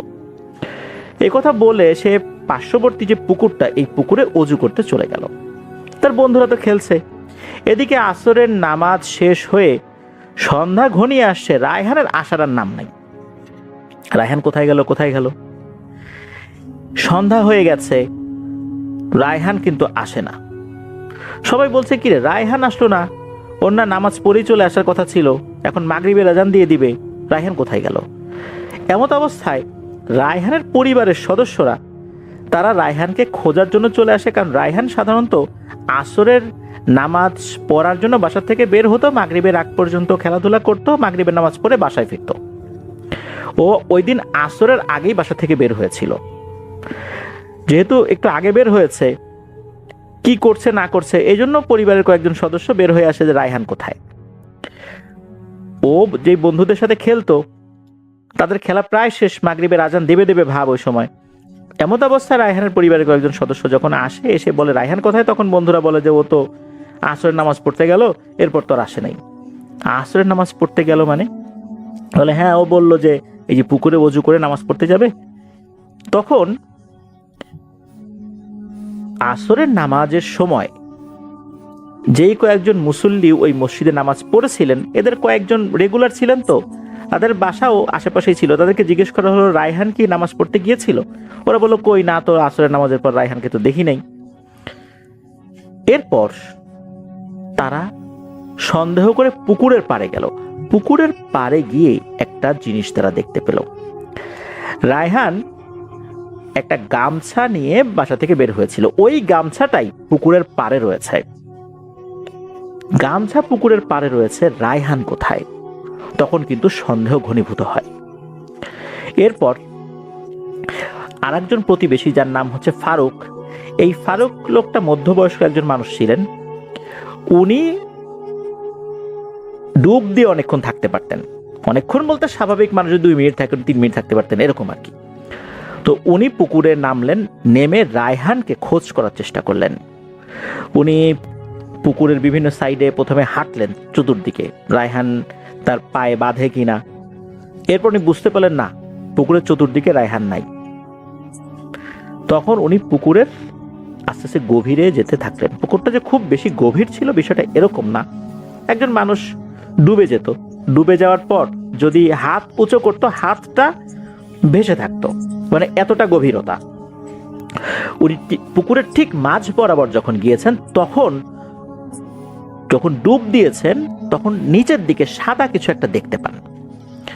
উনি আরো ডুব দিয়ে দেখতে পান, অর্থাৎ ডুব দিয়ে আরেকটু নিচে গিয়ে দেখতে পান এটা রায়হান। এরপর উনি উপর দিকে উঠে যে বলবেন যে রায়হানকে পাওয়া গেছে, উনি যখন উপর দিকে ওঠা শুরু করবেন, হঠাৎ করে নিচ থেকে কে যেন খপ করে তার পা চেপে ধরে। উনি তো খুবই ভয় পেয়ে গেছেন, এদিকে ওনার দমও প্রায় ফুরিয়ে এসেছে। উনি অনেক কষ্টে পাটা ছোটাতে সক্ষম হন। উনি উপরে ওঠেন, উঠে চিৎকার দিয়ে বলেন, রায়হানকে পাওয়া গেছে, এখানে রায়হানকে পাওয়া গেছে। তখন লোকজন তো বুঝতে পারছে যে ঘটনাটা কি হয়েছে। উনি দ্রুত সাঁতার কেটে তীরে চলে আসেন, এসে বলেন যে এই ব্যাপার, রায়হানকে তো এভাবে দেখছি, আর আমি যখন উপরে উঠতে গেছি কে যেন খপ করে পা টেনে ধরছে। এরপর উপস্থিত লোকজন বুঝতে পারল যে এটা স্বাভাবিক কোনো বিষয় নয় মোটেও। রায়হান সাঁতার জানতো, আর আসরের সময় সে যাবে নামাজ পড়তে, ওযু করতে গিয়ে সে কেন পুকুরে নামবে। এদিকে রায়হানের পরিবার তো কান্নাকাটি শুরু করে দিয়েছে, আর এটাই স্বাভাবিক। ওইখানে একজন কবিরাজও ছিল, ওই গ্রামের একজন কবিরাজ। উনি বিষয়টা বুঝতে পেরে ওই ফারুককে বললেন যে ফারুক, তুমি এভাবে নেমো না, আমি তোমাকে একটা জিনিস দিচ্ছি, এই জিনিসটা সাথে নিয়ে নামো, এটা হাতের মধ্যে রাখবা, তাহলে আশা করি ইনশাল্লাহ কোনো ক্ষতি হবে না। এরপর এই যে ফারুক, উনি আবার ডুব দিলেন। ততক্ষণে কিন্তু প্রায় অন্ধকার ঘনিয়ে এসেছে, মাগরিবের আজানও হয়ে গেছে। আজানের পরও কিন্তু হালকা আলো থাকে, ওই রকম আলোতে কিন্তু কাজ চলছে। সাহস করে ফারুক আবারও চলে যান পুকুরের মাঝখানে। এবার উনি আবারও ডুব দেন। ডুব দিয়ে দেখতে পান যে রায়হান তার শরীরের অর্ধেক অংশ মাটির ভেতরে। উনি তখন অনেক কষ্ট করে ওই অবস্থাতে রায়হানকে টেনে তোলেন। টেনে তুলে রায়হানকে পুকুরের পাড়ে নিয়ে আসেন। আসলে রায়হানের শরীরের একটা অংশ, বিশেষ করে মাথা থেকে বুক পর্যন্ত, এটা মাটির ভেতরে ওই কাদার মধ্যে আর কি, পুকুরের নিচে তো কাদা থাকে, যে অংশে মাটি থাকে, সেখানে পুঁতে দেওয়া হয়েছিল। কিন্তু কি অপরাধ ছিল তার? ওই কবিরাজ উনি বললেন যে এখানে কোনো একটা দুষ্টু পিশাচিনীর আবির্ভাব ঘটেছে, যেটা আগে ছিল না। সেই এই কোরআনে হাফেজ এই ছেলেটাকে পেয়ে সে এই কাজটি করেছে। একে মেরে ফেলার মাধ্যম দিয়ে ওই পিশাচিনীটা আরো বেশি শক্তিশালী হবে, কারণ ও অন্য 8-10টা স্বাভাবিক ছেলের মতো ছিল না। সে খুবই নামাজ কালেমে একটা ছেলে, অল্প বয়স্ক, আবার কোরআনে হাফেজ। এই ধরনের বাচ্চাদেরকে মেরে ফেললে ওই ধরনের পিশাচিনী যারা একটু দুর্বল প্রকৃতির, এরা আরো বেশি শক্তিশালী হয়ে যায়। আর এই কাজটাই ও করেছে সুযোগ বুঝে। এরপর ঘটনা কিন্তু এখানেই শেষ না। রায়হানকে তো দাফন কাফন করা হলো। এরপর ঘটনা শুরু হলো এই যে ফারুক, যিনি এই রায়হানের ডেড বডিকে উপরে তুলে নিয়ে এসেছিলেন। ওই রাত্রেই ফারুক স্বপ্নে দেখে একজন ভয়ঙ্কর চেহারার মহিলা ঘুমের মধ্যেই, অর্থাৎ স্বপ্নের মধ্যেই এসে ওই ফারুকের গলা চেপে ধরেছে, আর রাগান্বিত বলছে, মানুষকে সাহায্য করার খুব শখ না, আমি তোকে দেখে নেব। এই বলে ওই রাতের মতো ওই অবয়বটি চলে যায়। ঘুম ভেঙে যায়। ফারুক প্রথম দিকে মনে করে যে হয়তো সে দুঃস্বপ্ন দেখেছে, তবে পরের রাত্রে একই ঘটনা ঘটে। ওই অবয়বটা বলে, খুব সাহায্য করার শখ না, আমার বলিটা পূর্ণ করতে দিলি না, আমি তোকে দেখে নেব। এরপর এই ফারুক বুঝতে পারেন যে উনি একটা বিপদে পড়ে গেছেন।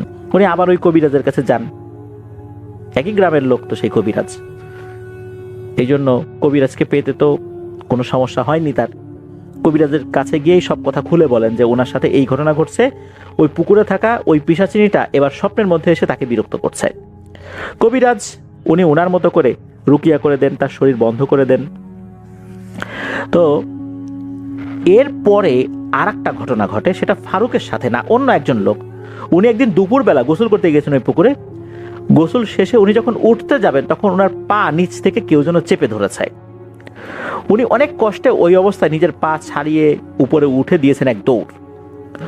ওই রাত্রেই নাকি ওই লোকটার স্ত্রী স্বপ্নে দেখেন যে একটা সাদা কাপড় পরা মহিলা, ভয়ঙ্কর চেহারা, সে ওই মহিলাকে বলছে, তোর স্বামীকে আমার লাগবে রে, তোর স্বামীকে আমার কাছে দিয়ে দে, ওকে আমি বলি দেব। তো এইটা যখন দেখেছেন উনি তো ঘুম থেকে জেগে গেছেন, চিৎকার চেঁচামেচি শুরু করেছেন, কি হয়েছে কি হয়েছে। তখন এই কথাটা ওই মহিলা ওনার স্বামীকে বলেছেন। পরিবারের অন্য যারা ছিলেন আর কি, তাদের ঘুম ভেঙে গেছে, তারাও শুনছেন, সবাই বুঝতে পারেন যে বিষয়টা স্বাভাবিক না। এইখানে এমন একটা ঘটনা ঘটা শুরু হয়েছে যেটা এখনই থামাতে হবে। এরপর ওই কবিরাজ উনি কিছু রিচুয়াল করেছিলেন, তা আল্লাহর রহমতে এরপর থেকে এখন পর্যন্ত আর কোনো ধরনের কোনো সমস্যা ওই পুকুরে হয়নি।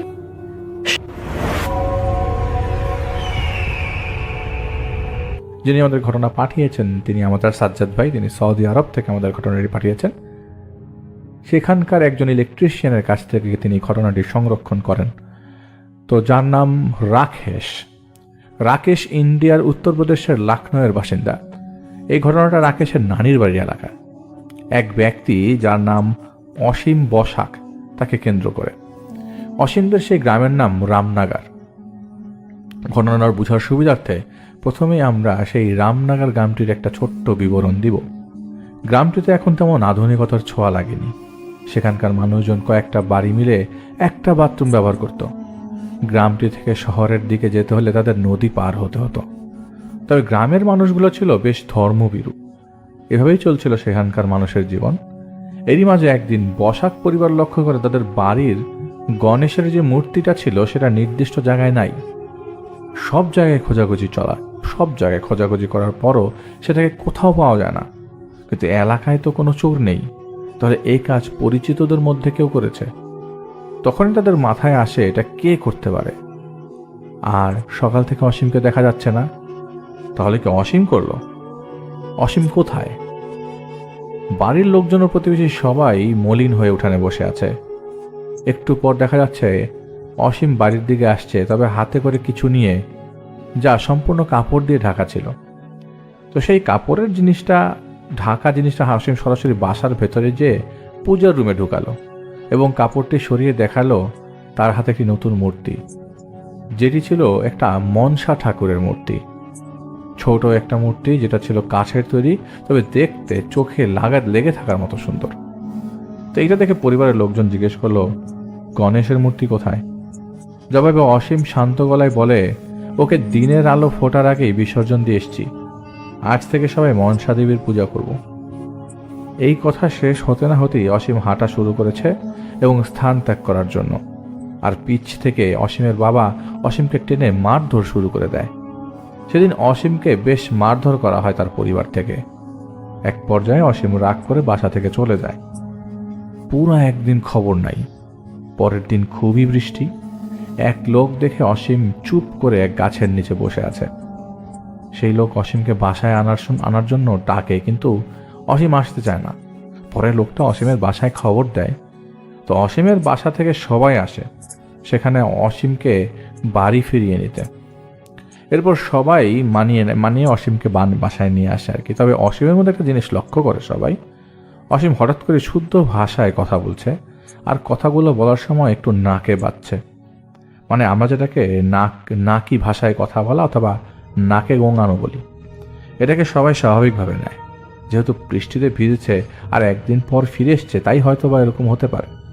তো বসাক পরিবারের মনসা মূর্তি পাশাপাশি আরেকটি গণেশের মূর্তি আনা হয়, কারণ তারা গণেশ ভক্ত। আর ইদানিং অসীমের কথা চালচলন একটু অন্যরকম। কথায় কথায় বিসর্জন, বলি, ত্যাগ, দার্শনিক কথাবার্তা চলতে থাকে।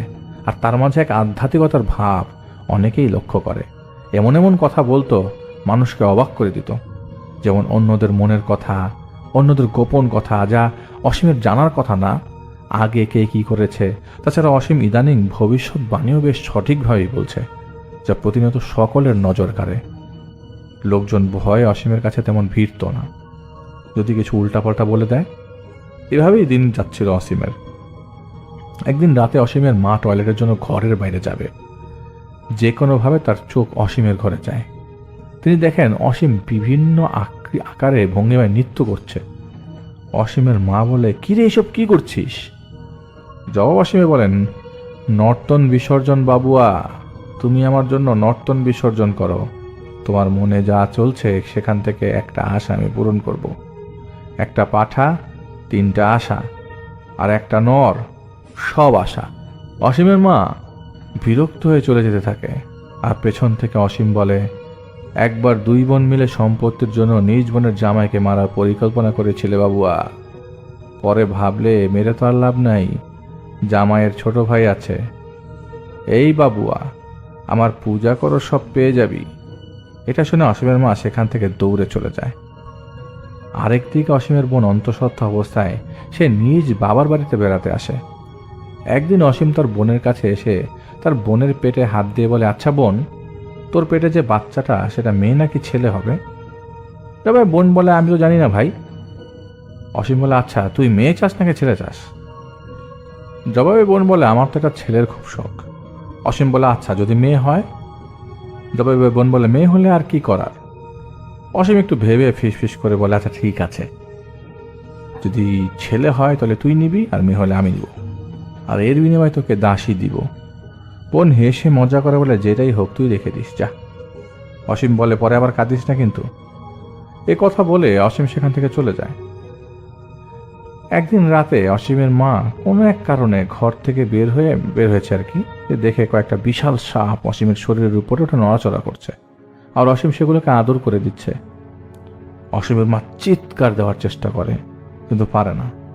অসীম বলে, বাবুয়া, তুমি বাস্তব আর স্বপ্নের মধ্যে তফাৎ বুঝো না। অসীমের মা তখন কেঁদে বলে, বাবা তুই এমন কেন করছিস? জবাবে অসীম বলে, বাবা না মা, আমি তোদের মা, মনসা মা। আমাকে ভোগ দিয়ে নিজের পাপকে শুদ্ধ কর। এই যে বিস্তর ভূমি দেখছিস, সেটা আমার দেওয়া।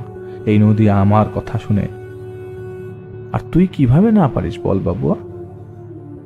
এই কথা শেষ হতে না হতেই অসীমের মা দেখে অসীমের মার গলায় একটা বিশাল সাপ পেঁচিয়ে চেপে ধরেছে অলরেডি। সেটা দেখে ভয়ে সেখানে অসীমের মা অজ্ঞান হয়ে যায়। জ্ঞান ফেরে তিনি দেখেন সবাই তাকে ঘিরে ধরেছে। তখন অসীমের মা সব বললে যে গত রাতে কি হয়েছে এবং সে কি কি দেখেছিল অসীমের ঘরে, এবং তার সাথে অসীম কি ব্যবহার করেছে। ভয় তখন অসীমের মায়ের হাত পা কাঁপছিল। এগুলো শুনে সবাই বলে, তুমি এমনিই রাতে ভয় পেয়েছ। অসীমের বাবা ওঝার কাছ থেকে কিছু জিনিস এনে দেয় অসীমের মাকে, যা তার ভয় না পায়, এবং বাড়িতে পূজার ব্যবস্থা করে। পূজার দিন অসীমকে সেখানে দেখাই যায়নি। এর কদিন পর নিজ বাসাতেই অসীমের বোনের সন্তান ডেলিভারি হয়, যেটি হয়েছিল একটি মেয়ে। তারপরও বাড়ির সবাই বেশ খুশি, কিন্তু বাচ্চা জন্মের 3 দিন পর হঠাৎ বাচ্চাকে আর পাওয়া যায় না। এদিকে সেদিক খোঁজা শুরু হয়ে যায়, তবে কোথাও খবর পাওয়া যাচ্ছিল না। সারা বাড়ি খুঁজে তন্ন তন্ন করে অবস্থা, সর্বত্র খোঁজা হয়, হইচই পড়ে যায় পুরো এলাকায়। সারা এলাকাবাসী খুঁজে পায় না বাচ্চাটাকে। বসাক পরিবারে নেমে আসে শোকের ছায়া। এরপর থেকে অসীমের বোন লক্ষ্য করে তার ননদ ও শাশুড়ি আগের থেকে আরো বেশি ভালোবাসে। মোট কথায় তাকে মাথায় তুলে রাখে। এইদিকে আজকাল অসীমকে বাসায় অতটা দেখাই যায় না, কেমন যেন অন্য মনস্ক হয়ে আছে। নেশার মতো চোখ, পাগলাটে স্বভাব, গালাগালি করার মতো অবস্থা, নিজেকে তাদের মনসা ভগবান বলে দাবি করা ইত্যাদি চলছে। আর বলে, এ কায়ামে পচন ধরে গেছে। কায়া মানে শরীর, ভোজপুরিতে শরীর মানে কায়া। কায়াকে বিসর্জন দিতে হবে। আজকাল বাসক পরিবারের আশপাশে বেশ সাপ দেখা যায়। বসাক পরিবারের মাঝরাতে বড় বড় রাজহাঁস দেখা যায়, যা এলাকার বাসী অনেকেই দেখেছে। একদিন রাতে অসীমের বাবা দোকান থেকে বাড়ির দিকে ফিরছিল। তাদের দোকান থেকে বাড়িতে আসার পথে ছোট্ট একটা জঙ্গলের মতো, আর তার পাশেই মনসা ঠাকুরের ঘর। সেদিন অসীমের বাবা যখন বাসার দিকে আসছিল, তার কানে একটা শব্দ আসে। শব্দটা তার মনে হচ্ছিল কেউ খুব মজা করে রসালো কিছু খাচ্ছে। সেটা দেখার জন্য তিনি ভালো মতো লক্ষ্য করে দেখে সেখানে কেউ বসে একটা কিছু খাচ্ছে। অসীমের বাবা কৌতূহল নিয়ে একটু সামনে যায়। সামনে যেতেই সে দেখে এটা অসীম, একটা শিশু বাচ্চার কাটা মাথা, যা শরীর থেকে সম্পূর্ণ আলাদা। সেটার একটা অংশ অসীম খাচ্ছে। এমন সময় অসীম তার বাবার দিকে ঘুরে তাকায়। এই আধারেই অসীমের বাবার চোখাচোখি হয়ে যায়। তবে অসীমের কোনো রিয়াকশন নেই। নিজের মতো করে সে বাচ্চাটার মাথা খাওয়ায় ব্যস্ত। এসব দেখে অসীমের বাবা নিজেকে শান্ত রেখে চুপ করে কিছু না বলে সেখান থেকে চলে আসতে থাকে। তার আর বোঝার বাকি নেই যে অসীমের উপর কিছু আছে, কিছুর উপর প্রভাব আছে, কিছু অসীমের উপর ভর করেছে। কিন্তু এই যে ঘটনাটা, এটা সবাইকে তিনি কিভাবে বলবেন? কারণ এই ধরনের ঘটনা তো সবাইকে বলা সম্ভব না। তিনি কি বলবেন অসীম এরকম একটা জঙ্গলের মধ্যে একটা শিশু বাচ্চার মাথা, যা শরীর থেকে আলাদা করা, মাথাটাই খাচ্ছে? এটা বলা যাবে না। কি তাহলে পরিবারের, গ্রামের সবার চাপে তখন তোপের মুখে পড়তে হতে পারে। তবে এখন অসীমের যে অবস্থা, তাতে ওর সামনে একা যাবার সাহস নেই অসীমের বাবার। অসীমের সামনে এখন কেউ যেতে পারছে না। তিনি ভয়ে ঘুরে চলে যাবে। ঠিক সেই সময় পেছন থেকে ওই যখন বাচ্চাটার মাথা খাচ্ছিল, অসীম খেতে খেতে বলে, ভগবান लोगों को ऐसा ही कुछ नहीं देता, वो हिस्से में कुछ तो चाहता है, और गरीब तो हिस्से में खुद को विलीन कर देता है। ये विलीन का ही एक हिस्सा है।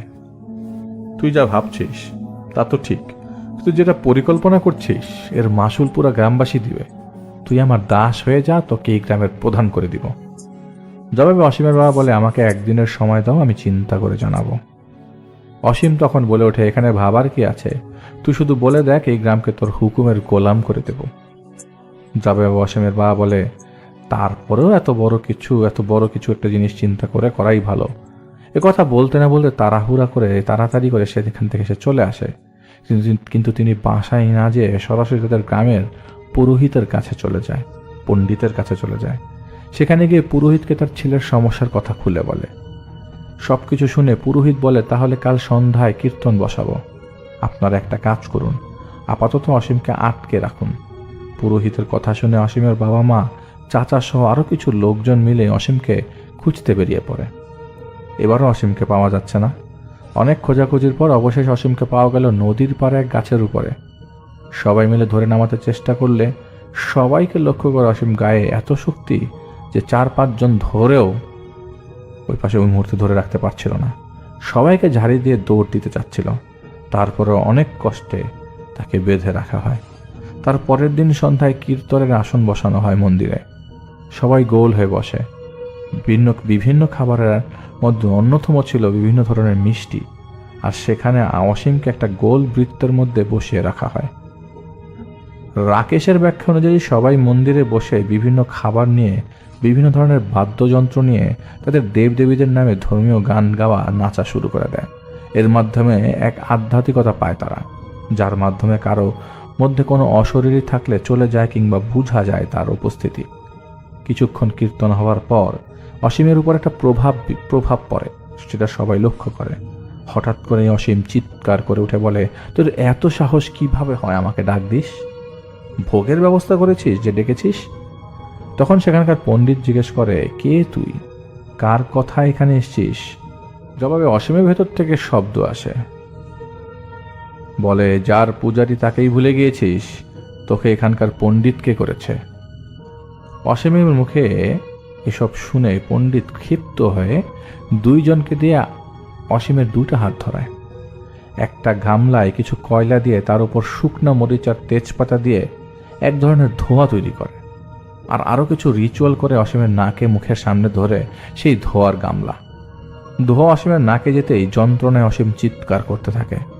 একটা সময় অসীম অজ্ঞান হয়ে মাটিতে পড়ে যায়। তার কিছুক্ষণ পর অসীমের জ্ঞান ফিরলে তার শরীর বেশ দুর্বল থাকে, উঠে বসার শক্তি নেই। তারপরেও পণ্ডিত জিজ্ঞাসা করে, কি হয়েছে তোমার, সেটা কি তুমি জানো? জবাবে অসীম যা বলে সবাই শিউরে ওঠে। সেদিন ছিল কালী পূজার রাত। অসীম পূজা দেখে বাসায়ের দিকে আসছিল। আসার পথে এসে ছোট জঙ্গলটা পড়ে। তার পাশ দিয়ে যাওয়ার সময় অসীম ঝুনঝুনির শব্দ পায়। কৌতূহল নিয়ে অসীম খুঁজতে থাকে কোথার থেকে শব্দটা আসছিল। বেশ কিছুক্ষণ খোঁজার পর এক সময় সে বুঝতে পারে জঙ্গলের পাশে যে মনসার মন্দিরটা আছে সেখান থেকে শব্দটা আসছে। অসীম সেখানে গিয়ে দেখে খুব সুন্দর একটা যুবতী মেয়ে নাচছে। অসীমের বর্ণনায় যার পায়ে ছিল নাচের জন্য ব্যবহার করার ঘুঙরু, এত সুন্দর মেয়ে অসীমের জীবনে সে কখনো দেখেনি। এত মায়াবী চেহারা, এত আকর্ষণীয়, যা দেখে অসীমের তখন নেশায় ধরে গিয়েছিল। অসীম কি থেকে কি করবে দিশা না পেয়ে সরাসরি দৌড়ে গিয়ে মেয়েটাকে জড়িয়ে ধরে। জড়িয়ে ধরার সাথে সাথেই পলকের মধ্যে মেয়েটা একটা সাপে পরিণত হয়। অসীম আতঙ্কে পড়ে যায়। অসীমকে লক্ষ্য করে তার চারপাশে অনেক সাপ আসা শুরু করে। অসীম সেখান থেকে কোনোভাবে পালানোর চেষ্টা করে, দৌড়ে বাসায় চলে আসে। এরপর সেদিনের পর থেকে আজ নিজেকে সে এইভাবেই পাচ্ছে, তাকে সবাই এভাবেই দেখছে। সেদিনকার মতো পণ্ডিত কিছু মালা আর তাবিজ টাইপের কিছু দিয়ে বলে, আশা করি সমস্যার সমাধান হয়ে গেছে। সেদিন রাতে অসীমের সাথে তার বাবা ঘুমাতে আসে। মাঝরাতে হঠাৎ অসীম তার বাবার গলা চেপে ধরে আর বলে, বিশ্বাসঘাতক, তাও আবার আমার সাথে? তোদের মতো গরিবরা বুঝবে না কখনো বড় লোকের স্বাদ। অসীমের বাবা অনেক কষ্টে কোনো রকম অসীমের হাত সরিয়ে অসীমকে ধাক্কা দিয়ে দৌড়ে ঘর থেকে বের হয়ে যায়। অসীমের বাবার ডাকে বাড়ির লোকজন সবাই ঘুম থেকে উঠে যায়। এর মাঝে অসীম কোথা থেকে একটা বিশাল দা নিয়ে আসে মারতে। অসীমের বাবা পাশের বাসা থেকে তার ভাতিজাকে নিয়ে আসে। অনেক কষ্টে সবাই মিলে অসীমকে আটকে আবারও বেঁধে রাখে। অন্যদিকে গ্রামের পণ্ডিতকে ডেকে নিয়ে আসা হয়। তবে এবার পণ্ডিত জানান সে আর আসবে না, সে নিজেই অসুস্থ অবস্থায় বিছানায় পড়ে গেছে। কিন্তু পণ্ডিতের কি হয়েছে বা কেনই সে হঠাৎ করে এমন অসুস্থ হলো তা পরে জানা যায়নি। শুধু এটাই বলে যে আমি যা করার করেছি, এখন আর আমার হাতে কিছু নাই, আপনারা ভালো তান্ত্রিক খোঁজেন। তো অসীমদের পরিবারের পণ্ডিতের এমন কথা শুনে দিক বিদিক না দেখে সবাইকে জানাতে থাকে কোনো তান্ত্রিকের সন্ধান করার জন্য। পরে একজন থেকে সন্ধান পায় যে এক তান্ত্রিকের। সেই তান্ত্রিককে নিয়ে আসা হয় অসীমের বাড়িতে। তান্ত্রিকের একটা 5-6 জনের দল ছিল। তারা সবাই গোল হয়ে বসে অসীমকে মাঝে বসায়। ওর গলায় কোনো এক ধরনের মালা লাগিয়ে কিছুক্ষণ রিচুয়াল শুরু করে। কিছুক্ষণ পর অসীমের উপর সেই এন্টিটিকে হাজির করা হয়। তান্ত্রিক অসীমের উপর থাকা এন্টিটিকে জিজ্ঞেস করে, কে তুই, কোত্থেকে এসছিস আর কেন এসছিস? জবাবে অসীম বলে, আমি তোদের মনসা দেবী, তোদের সর্প দেবী। কেন শুনিসনি আমি কেন এসছি? मेरा हिस्सा अभी तक बाकी है, मिलने के बाद इसको छोड़ दूंगा। এসব শুনে তান্ত্রিক বলে, তোর আবার কিসের হিস্সা? जब অসীম বলে, ये एक इत्तेफाक था जो अभी तक बाकी है और जो कुछ भी पूछना है वो माँ बेटी को पूछ। ये परिवार मेरे साथ धोखा किए।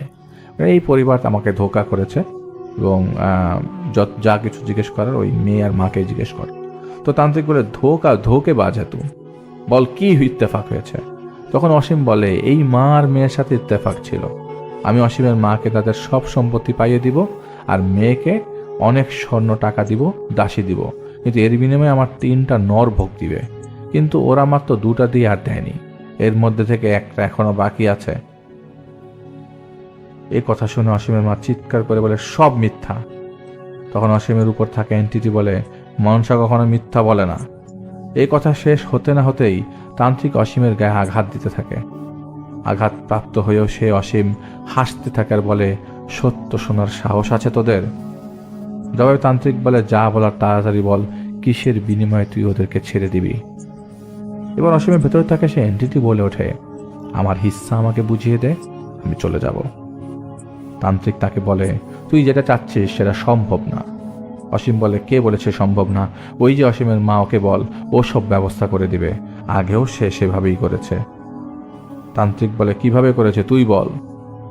জবাবে অসীম বলে, প্রথমটা ওই যে ওই বাড়ির নতুন দেয়াল সবেমাত্র সরাসরি মাটি থেকে এক পাশ উঠিয়েছে, রাতে যে কোনোভাবে ওই বাড়ির এই বাচ্চাটাকে এই দেয়ালের সামনে নিয়ে আসছে, আর অপর প্রান্ত থেকে ধাক্কা দিয়ে পুরো দেয়ালটা সেই বাচ্চার উপর ফেলে দিয়েছে আমার নামে উৎসর্গ করে।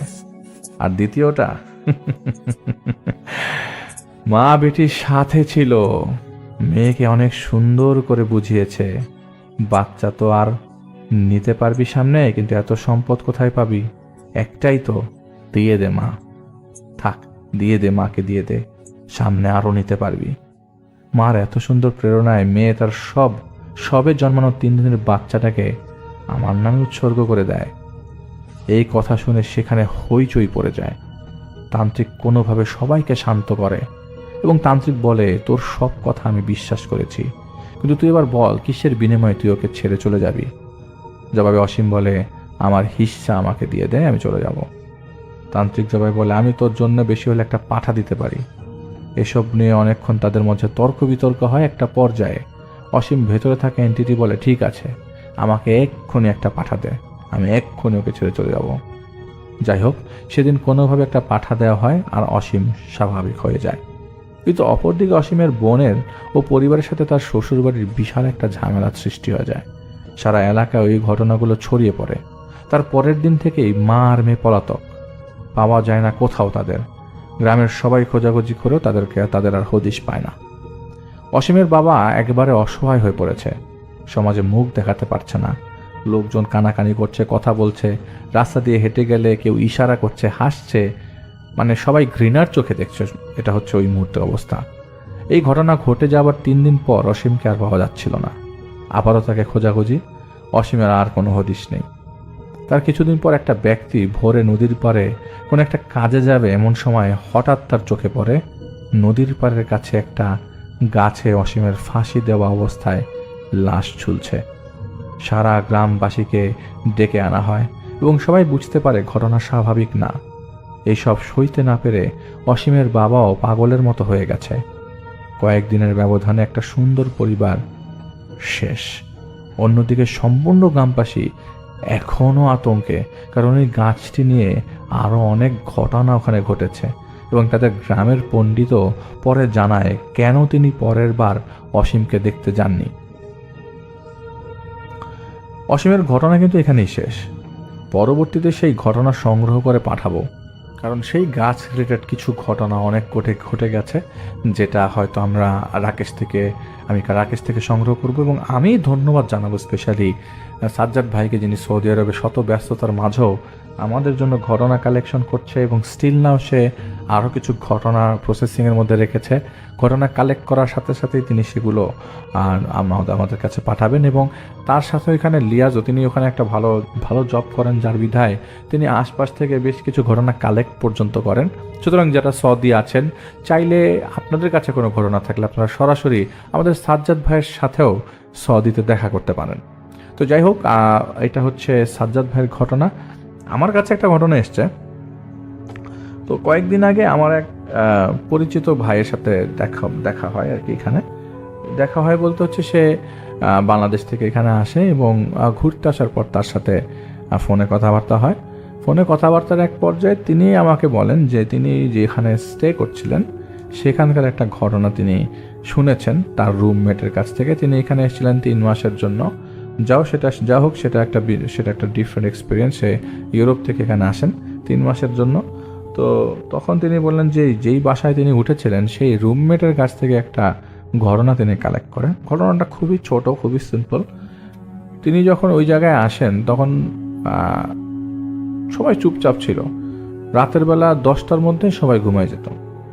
তো কি ব্যাপার, রাতের 10টার মধ্যে সবাই ঘুমায় যায়, আবার শুয়ে সবাই মোবাইল ফোন টিপছে, কিন্তু লাইট টাইট সব লাইট টাইট অফ করে সবাই ঘুম বিছানায়।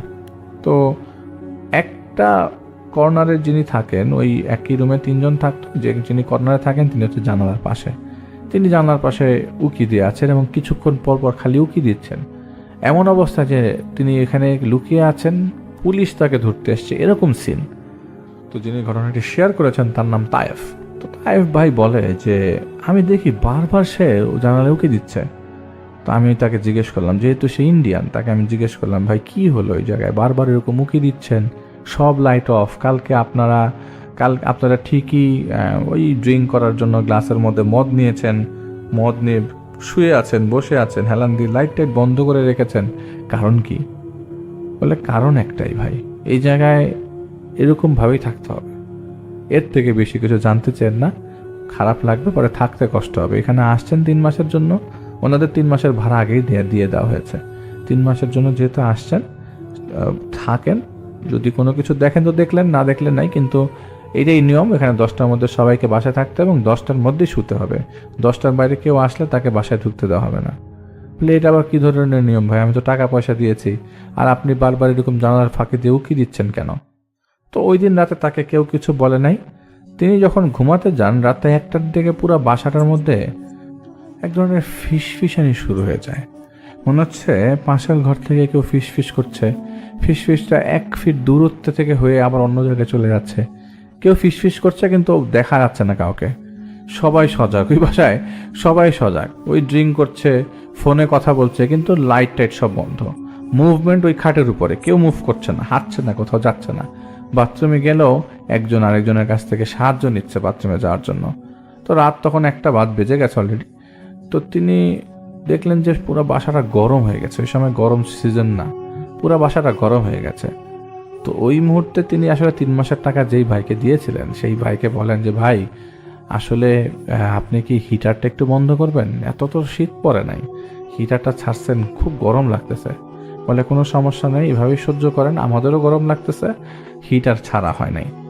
তো বলে যে গরম লাগতেছে এটার কারণ কি, গরম লাগছে কেন? বলে গরম লাগছে কেন এটা পরে বলবো, এখন সেটা শোনার দরকার নাই, আছেন তো 3 মাস, নিজেই জানতে পারবেন, সুতরাং এভাবেই চলেন।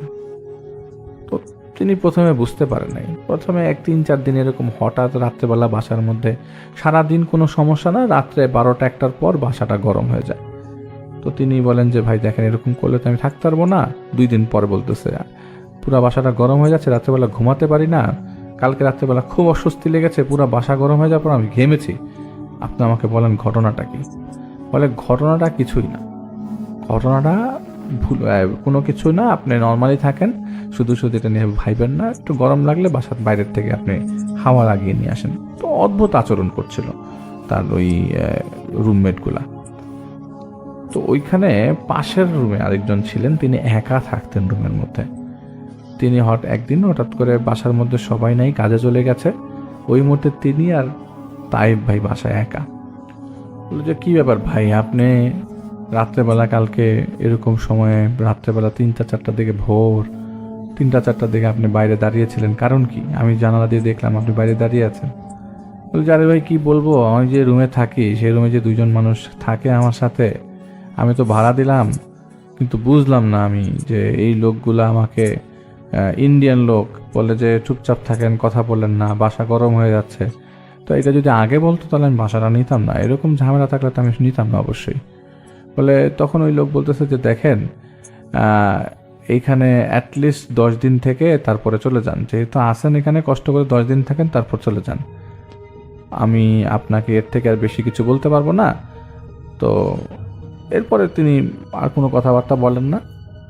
পরবর্তী সময়ে ওই যে এইখানে যেই লোকের কাছে তিনি টাকা দিয়েছেন তাকে বলে দেখেন আমি 10 দিন পর চলে যাব, আমার পক্ষে এই বাসায় থাকা সম্ভব না, আর এরকম রাতেরবেলা হঠাৎ করে গরম হয়ে যাওয়া, বাসার মধ্যে হিটার ছাড়া না, আর পুরো বাসার মধ্যে আমি ফিস ফিস শব্দ পাই, আমি এই বাসায় থাকতে পারবো না। তো বাসার ভাড়া ছিল অনেক কম, তো উনি কম দেখে এখানে ওঠে, আর ওই ইন্ডিয়ান যে রুমমেটগুলো ছিল তারা কম দেখেই তারা ওইখানে থাকে, কারণ যতটুক টাকা সেভ করা যায় আর কি, তারা সহ্য করে থাকে। এটা ওই দিন বলে যে দেখেন আমরা সহ্য করে থাকি, আর এরকম জিনিস আমাদের বাসার মধ্যে আমরা কয়েকবার দেখেছি, আমরা রান্নাঘরে কাউকে দেখেছি, বাথরুমের মধ্যে কাউকে দেখেছি, আমরা দেখেছি বাথরুমের মধ্যে দরজা লাগানো ভেতর থেকে, পরে আমরা লোকজন নিয়ে এসে সেই বাথরুমের দরজা ভেঙে ভেতরে ঢুকে দেখি কেউ নাই, ভেতর থেকে সিটকিনি লাগানো। এখানে তার খুব আহামরি, এই বাসাটা যেহেতু একটু পুরাতন ছিল, ভেতর থেকে সিটকিনি সিস্টেম, আর বাড়িওয়ালা হচ্ছে ইন্ডিয়ান। তো সব মিলে আসলে বাসাটার মধ্যে প্রবলেম অনেক আগের থেকে, বাড়িওয়ালাও প্রবলেম নিয়ে তেমন একটা বদার না, যে থাকলে থাকলো না থাকলে নাই।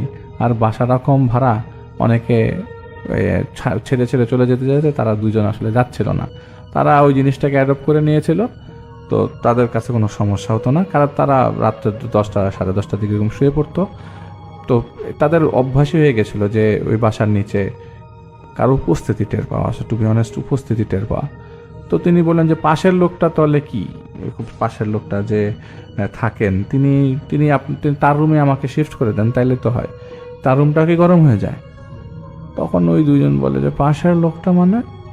বলে যে পাশে যে আমাদের পাশে যে ফ্ল্যাটে আমাদের পাশের রুমে যে থাকে, তো ওনাকে ওনার কথা বলছে যে পাশের রুমে যে থাকে সে কিভাবে থাকে এখানে, সে তো সেও কি তার রুমও কি গরম হয় কিনা, যদি তার রুম গরম না হয় তাহলে আমি ওই রুমে যাব, আমি দরকার হলে সহ্য করলাম 3 মাসই, তো আমি সহ্য করলাম, সমস্যা নাই, এইসব ভয়ভীতি আমাকে দেখাতে পারবে না কেউ। আপনাকে বলেন তো পাশের রুমে যে লোকটা থাকে তার রুমে কি আমাকে শিফট করতে দিবে কিনা? তো সবাই, তার মধ্যে দুইজনের হাত কাঁপাকাঁপি শুরু, বলে পাশের রুমে কাকে দেখছেন আপনি? পাশের রুমে তো কেউ থাকে না।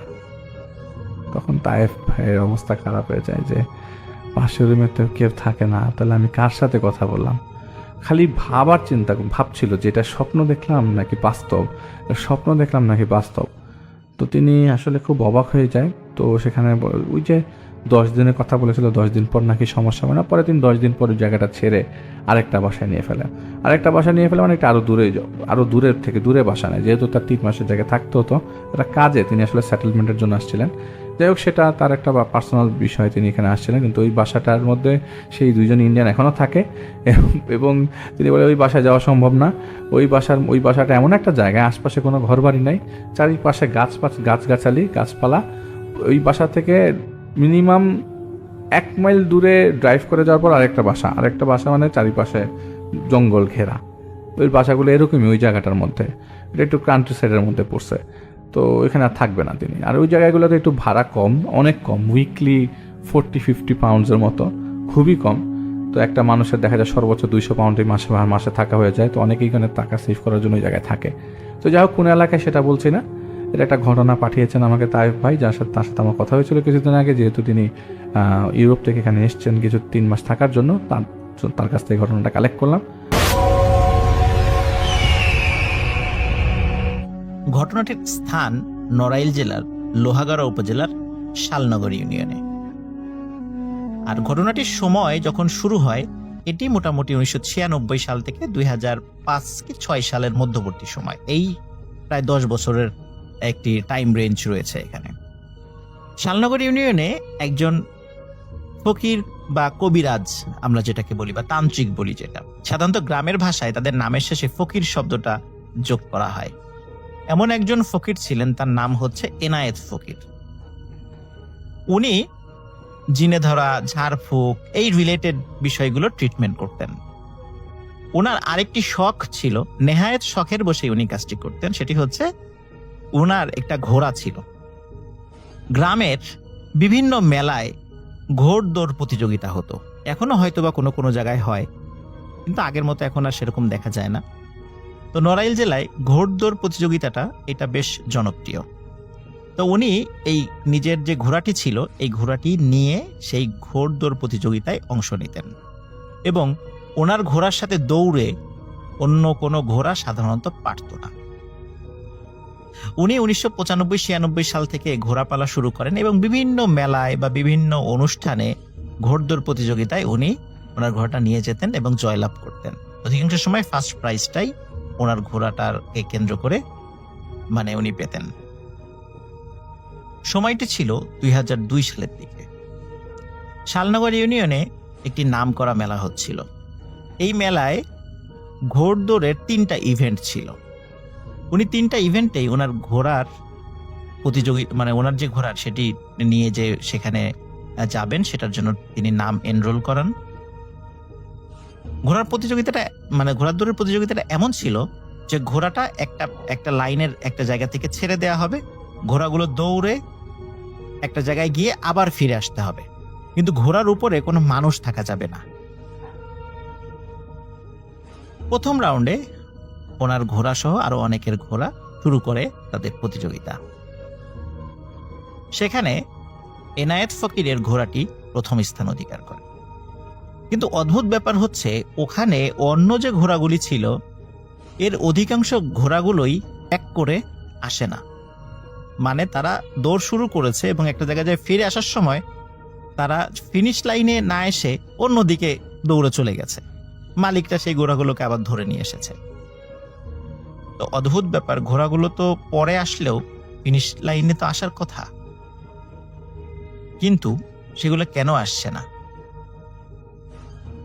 দ্বিতীয় রাউন্ড শুরু হয়। দ্বিতীয় রাউন্ডেও এনায়েত ফকিরের ঘোড়াটি প্রথম স্থান অধিকার করে, আর অন্য ঘোড়াগুলো একই অদ্ভুত আচরণ করে। ওই সময় ওই গ্রামেরই আর একজন ফকির বা তান্ত্রিক কবিরাজ, তার নাম ছিল ইসহাক ফকির। তিনিও তার ঘোড়াকে ওইখানে নিয়ে এসেছিলেন।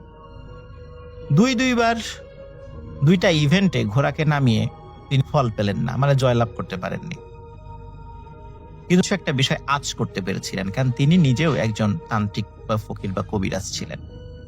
তিনি সরাসরি এনায়েত ফকিরকে দোষারোপ করতে থাকেন, বলতে থাকেন যে তুই তন্ত্রমন্ত্র করে এই ঘোড়াগুলোকে দৃষ্টি বিভ্রম করে দিচ্ছিস, এই কাজটি বন্ধ কর,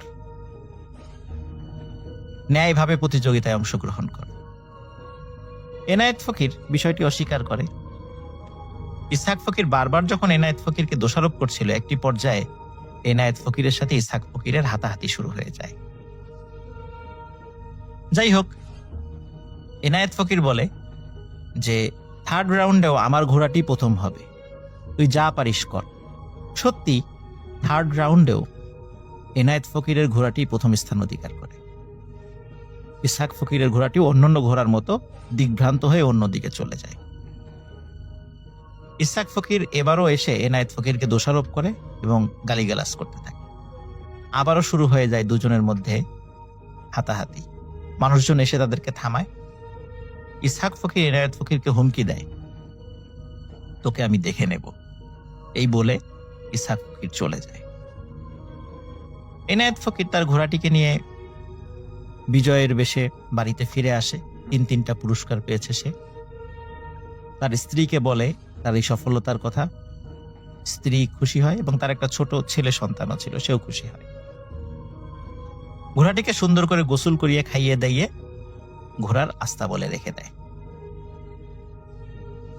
ওই রাত্রে ঘটে একটি মর্মান্তিক ঘটনা। মধ্যরাতে হঠাৎ এনায়েত ফকির স্ত্রী চিৎকার চেঁচামেচি শুরু করে। এনায়েত ফকির বলে কি হয়েছে? তার স্ত্রী বলে তার ছেলেটি একদম নিস্তেজ হয়ে গেছে, নড়াচড়া করছে না, টেনে টেনে দম নিচ্ছে।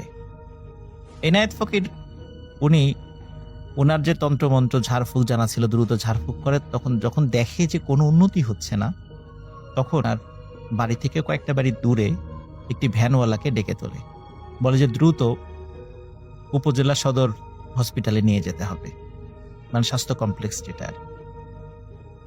ভ্যানে করে ওই রাতেই দ্রুত তার ছেলেকে যখন উপজেলা স্বাস্থ্য কমপ্লেক্সে নিয়ে যাওয়া হয়, কর্তব্যরত চিকিৎসক এনায়েত ফকিরকে জানায় তার সন্তান হসপিটালে নিয়ে আসার পথেই মারা গেছে। এনায়েত ফকিরের বাড়িতে নেমে আসে শোকের ছায়া। ছেলেকে দাফন কাফন শেষ করে উনি যখন বাড়িতে ফেরেন, বাড়িতে ফিরে দেখে আরেকটি ঘটনা। ওনার স্ত্রীও অসুস্থ এবং ওনার শখের ঘোড়াটি সেটিও খুব অসুস্থ। তখন উনি বুঝতে পারেন বিষয়টি স্বাভাবিক না, নিশ্চয়ই এখানে অন্য কোনো বিষয় কাজ করছে। তখন ওনার স্ত্রী এবং ঘোড়াকে উনি বিভিন্ন ট্রিটমেন্ট করে, ঝাড়ফুঁক করে আল্লাহর রহমতে সুস্থ করে তোলেন। উনি বুঝতে পারেন এটি ওই ইসহাক ফকিরের কাজ। তিনি যে হুমকি দিয়েছিলেন এবং ঘোড়দৌড় প্রতিযোগিতায় তার ঘোড়াটা হেরে যাওয়ার কারণে এই কাজটি করেছেন। যাই হোক, তার স্ত্রী যখন সুস্থ হয়, ঘোড়াটিও যখন সুস্থ হয়ে যায়, স্ত্রী বলে তোমার এই ঘোড়ার কারণে আজকে আমার সন্তানকে হারিয়েছি, এই ঘোড়াকে আর রাখা যাবে না। আবার কোনো এক প্রতিযোগিতায় যাবা, সেখানে আবার কারোর সাথে গোলমাল হবে, সে কোনো ব্ল্যাক ম্যাজিক করবে, আবার পরিবারের কোনো ক্ষতি হবে, সুতরাং এই ঘোড়াটি তোমাকে বিক্রি করে দিতে হবে। স্ত্রীর পীড়াপিড়িতে এনায়েত ফকির তার প্রিয় শখের ঘোড়াটি বিক্রি করে দিতে রাজি হন। খুব দ্রুত একটি ক্রেতাও পেয়ে যান। মোটামুটি ভালো দামেই ওই ঘোড়াটি বিক্রি হয়ে যায়, কারণ তার ঘোড়াটি খুব ভালো দৌড়াতে পারত, সে সুঠামদেহী ছিল ঘোড়াটি, যার কারণে ঘোড়াটির একটি নাম ডাক ছিল। বেশ ভালো মূল্যই পান এনায়েত ফকির। ঘোড়াটি বিক্রি করে দেন। 3 দিন পর ঠিক 4 দিনের দিন সকালবেলা এনায়েত ফকির দেখেন যার কাছে তার ঘোড়াটি বিক্রি করে দিয়েছিলেন সেই লোকটি ঘোড়াটি নিয়ে এনায়েত ফকিরের বাড়িতে হাজির। এনায়েত ফকির জিজ্ঞেস করলেন কি হয়েছে। লোকটি কোনো কথা না বলে তাকে বললেন, আপনার ঘোড়াটি আমি রাখতে পারবো না, ঘোড়াটি ফেরত নেন, আমার টাকা আমাকে ফেরত দেন। এনায়েত ফকির জিজ্ঞেস করছিল যে কি হয়েছে, আসলে ঘোড়াটির সমস্যা কি। তিনি বলেন যে এত কথা আমি বলতে পারবো না, আপনার ঘোড়া আপনি বুঝে নেন, আমার টাকা আমাকে ফেরত দেন। আপনার ঘোড়া আগের মতোই আছে, সুস্থ আছে, আমার টাকা ফেরত দেন, আপনার ঘোড়া আমি নেব না। এনায়েত ফকির বারবার সমস্যা বা এই সমস্যার কারণ বা কেন নিয়ে এসেছে এই বিষয়গুলো জিজ্ঞেস করলেও ওই লোকটি কোনো কথা বলতে রাজি হচ্ছিলেন না। যাই হোক, নিরুপায় হয়ে এনায়েত ফকির ঘোড়ার টাকা ফেরত দেন এবং ঘোড়াটিকে রেখে দেন।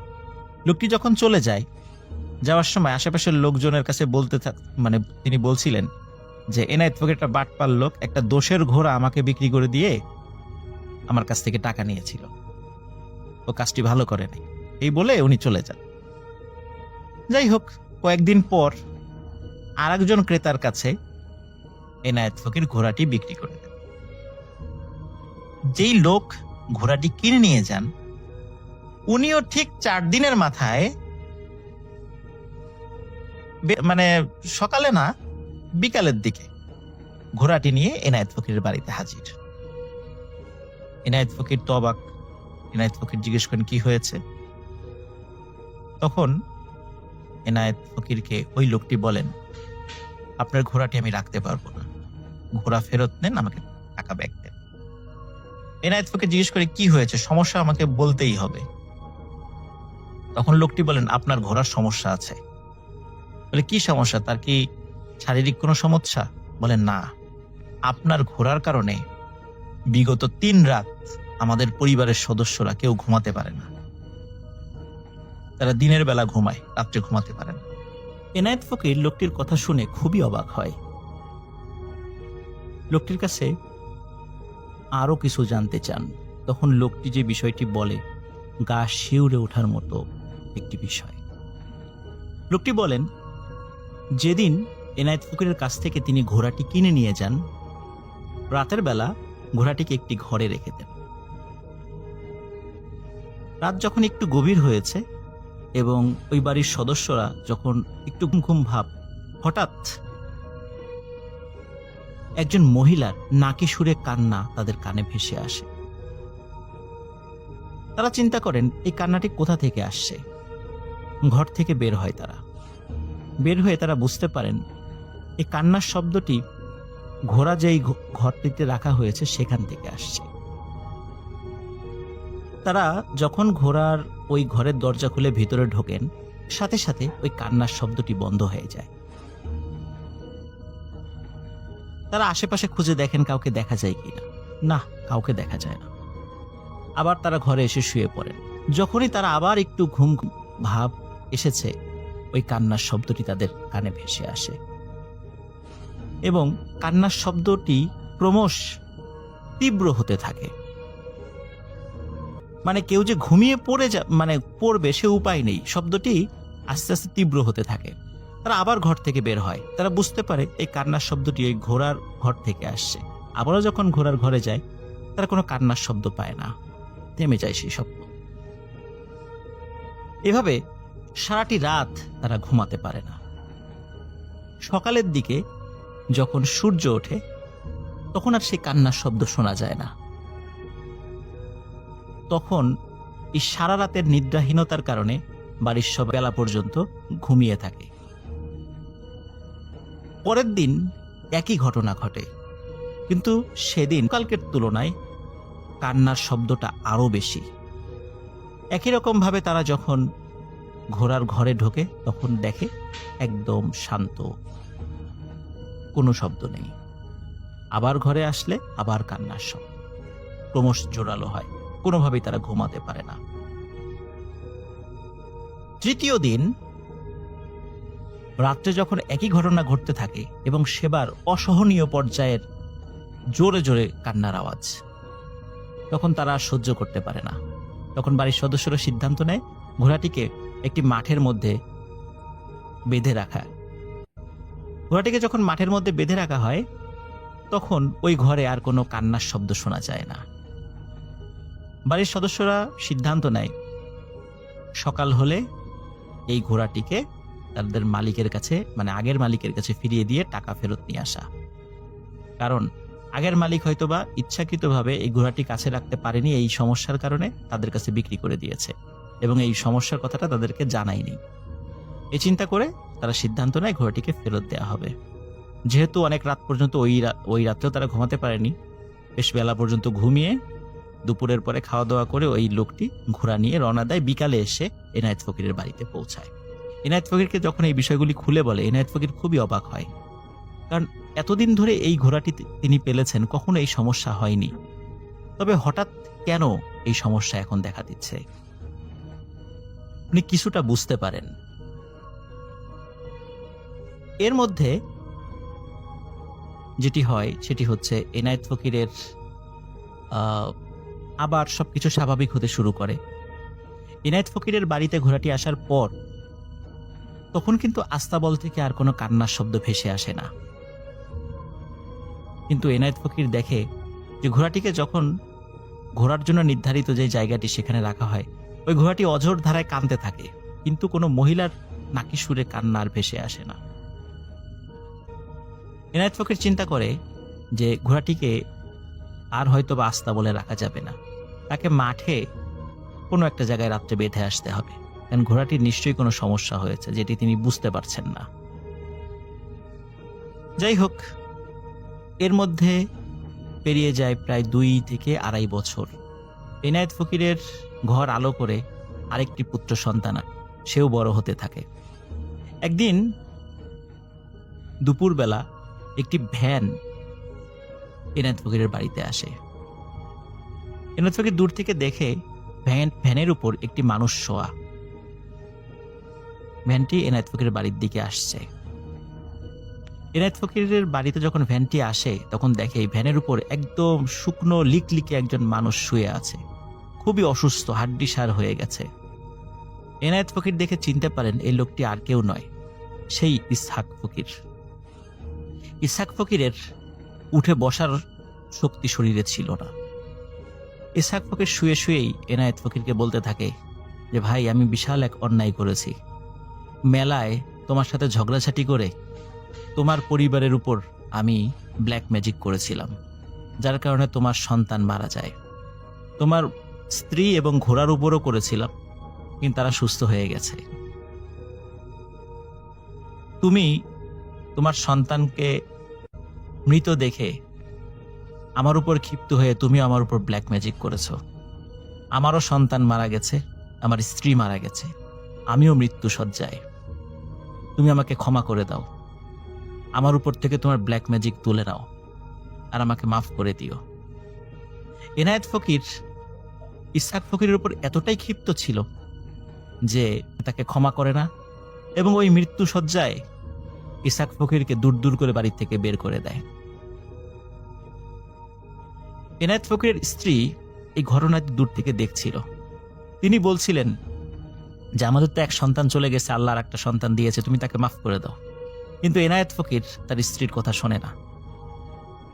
সে তার সিদ্ধান্তে অটল থাকে এবং সে বলে, হ্যাঁ, আমি তোর উপর ব্ল্যাক ম্যাজিক করেছি, আমার সন্তান হত্যার প্রতিশোধ নিয়েছি, আমি তোকে ক্ষমা করব না, আমার বাড়ির থেকে বের হয়ে যা। তাকে দূর দূর করে বাড়ির থেকে তাড়িয়ে দেয়। এই ঘটনার পরের দিন এনায়েত ফকিরের কাছে খবর আসে ইসহাক ফকির মারা গেছে। শুনে এনায়েত ফকির মনে মনে খুশি হয়। কারণ এই ঘটনার তো আসলে কোনো বিচার হবে না, পুলিশি কোনো কেসও হবে না। সে তার সন্তান হত্যার প্রতিশোধ নিতে পেরেছে। এরপরে বেশ কয়েকদিন স্বাভাবিকভাবেই কেটে যায়। প্রতি রাত্রে এনায়েত ফকির তার সেই ঘোড়াটিকে মাঠে বেঁধে আসতো। এক রাতে খাওয়া দাওয়া করে ঘোড়াটিকে মাঠে বেঁধে আসতে চায়। সাধারণত তার বাড়ি থেকে 5 থেকে 7 মিনিটের হাঁটা পথের দূরত্বে ঘোড়াটিকে বেঁধে আসে। তার স্ত্রী বুঝতে পারে অনেকক্ষণ হয়ে যাচ্ছে, এনায়েত ফকির আর ফিরে আসছে না। 1 ঘন্টা, 2 ঘন্টা, 3 ঘন্টা হয়ে যায়, ফিরে আসছে না। তার স্ত্রীর মনে সন্দেহ হয়। তিনি একটি হারিকেন হাতে নিয়ে পার্শ্ববর্তী যে ঘরগুলো আছে, যে পরিবারগুলো আছে, তাদের বাড়িতে যান, তাদেরকে ডেকে তোলেন এবং সেই বাড়ির আরও কিছু সদস্যদেরকে নিয়ে মাঠের মধ্যে যান। মাঠের মধ্যে গিয়ে দেখেন যে জায়গাটিতে ঘোড়াটাকে বেঁধে রাখা হতো সেখানে একটি খুঁটো গাড়া আছে, খুঁটোর সাথে দড়িও আছে, যেটি ঘোড়ার পায়ের সাথে বেঁধে রাখা হতো, কিন্তু ঘোড়াটিকে দেখা যাচ্ছে না, এনায়েত ফকিরকেও দেখা যাচ্ছে না। তখন তারা টর্চ লাইট জ্বালিয়ে চারদিকে খুঁজতে থাকেন এবং জোরে জোরে এনায়েত ফকিরের নাম ধরে ডাকতে থাকেন। হঠাৎ একজন চিৎকার দিয়ে বলে, পেয়েছি, ঘোড়াকে পেয়েছি। সবাই ছুটে যায় সেই ঘোড়াটির কাছে, গিয়ে দেখে যে ঘোড়াটির 4টি পা তার দেহ থেকে কেউ সজোরে টেনে বিচ্ছিন্ন করে দিয়েছে এবং ঘোড়াটির ধর থেকে মাথাও আলাদা, কিন্তু সেটা মনে হয় না কেউ কেটে আলাদা করেছে, কেউ টেনে ছিঁড়ে আলাদা করে ফেলেছে। ঘোড়াটির মৃতদেহ পড়ে আছে। বুঝতে পারে এটা কোনো মানুষের কাজ হতে পারে না। এনায়েত ফকির কোথায়? তারা হন্যে হয়ে খুঁজতে থাকে পুরো মাঠ। পাওয়া যায় এনায়েত ফকিরকে। সেই ঘোড়াটির মতো একই রকম ভাবে, মর্মান্তিক ভাবে এনায়েত ফকিরের শরীর থেকে হাত, পা, মাথা বিচ্ছিন্ন অবস্থায় পাওয়া যায়। প্রিয় লিসেনার্স, পরবর্তীতে জানা যায় যে ইসহাক ফকির কিছু জিন পালতেন। সেই জিনের মাধ্যমে উনি ব্ল্যাক ম্যাজিকগুলো চর্চা করতেন। যখন ইসহাক ফকিরও উনি যখন মৃত্যু শয্যায় চলে যান, তখন ইসহাক ফকিরের পালিত জিনেরা তারা ইসহাক ফকিরকে পরামর্শ দেয় যে এনায়েত ফকির তার উপর যে ব্ল্যাক ম্যাজিক করেছে এটি তারা কাটাতে পারবে না। অবশ্যই এনায়েত ফকিরকে কাছে গিয়ে ক্ষমা চাইতে হবে। তিনি যদি এই ব্ল্যাক ম্যাজিকটা কাটান তবে উনি বাঁচতে পারবেন, তাছাড়া বাঁচা সম্ভব নয়।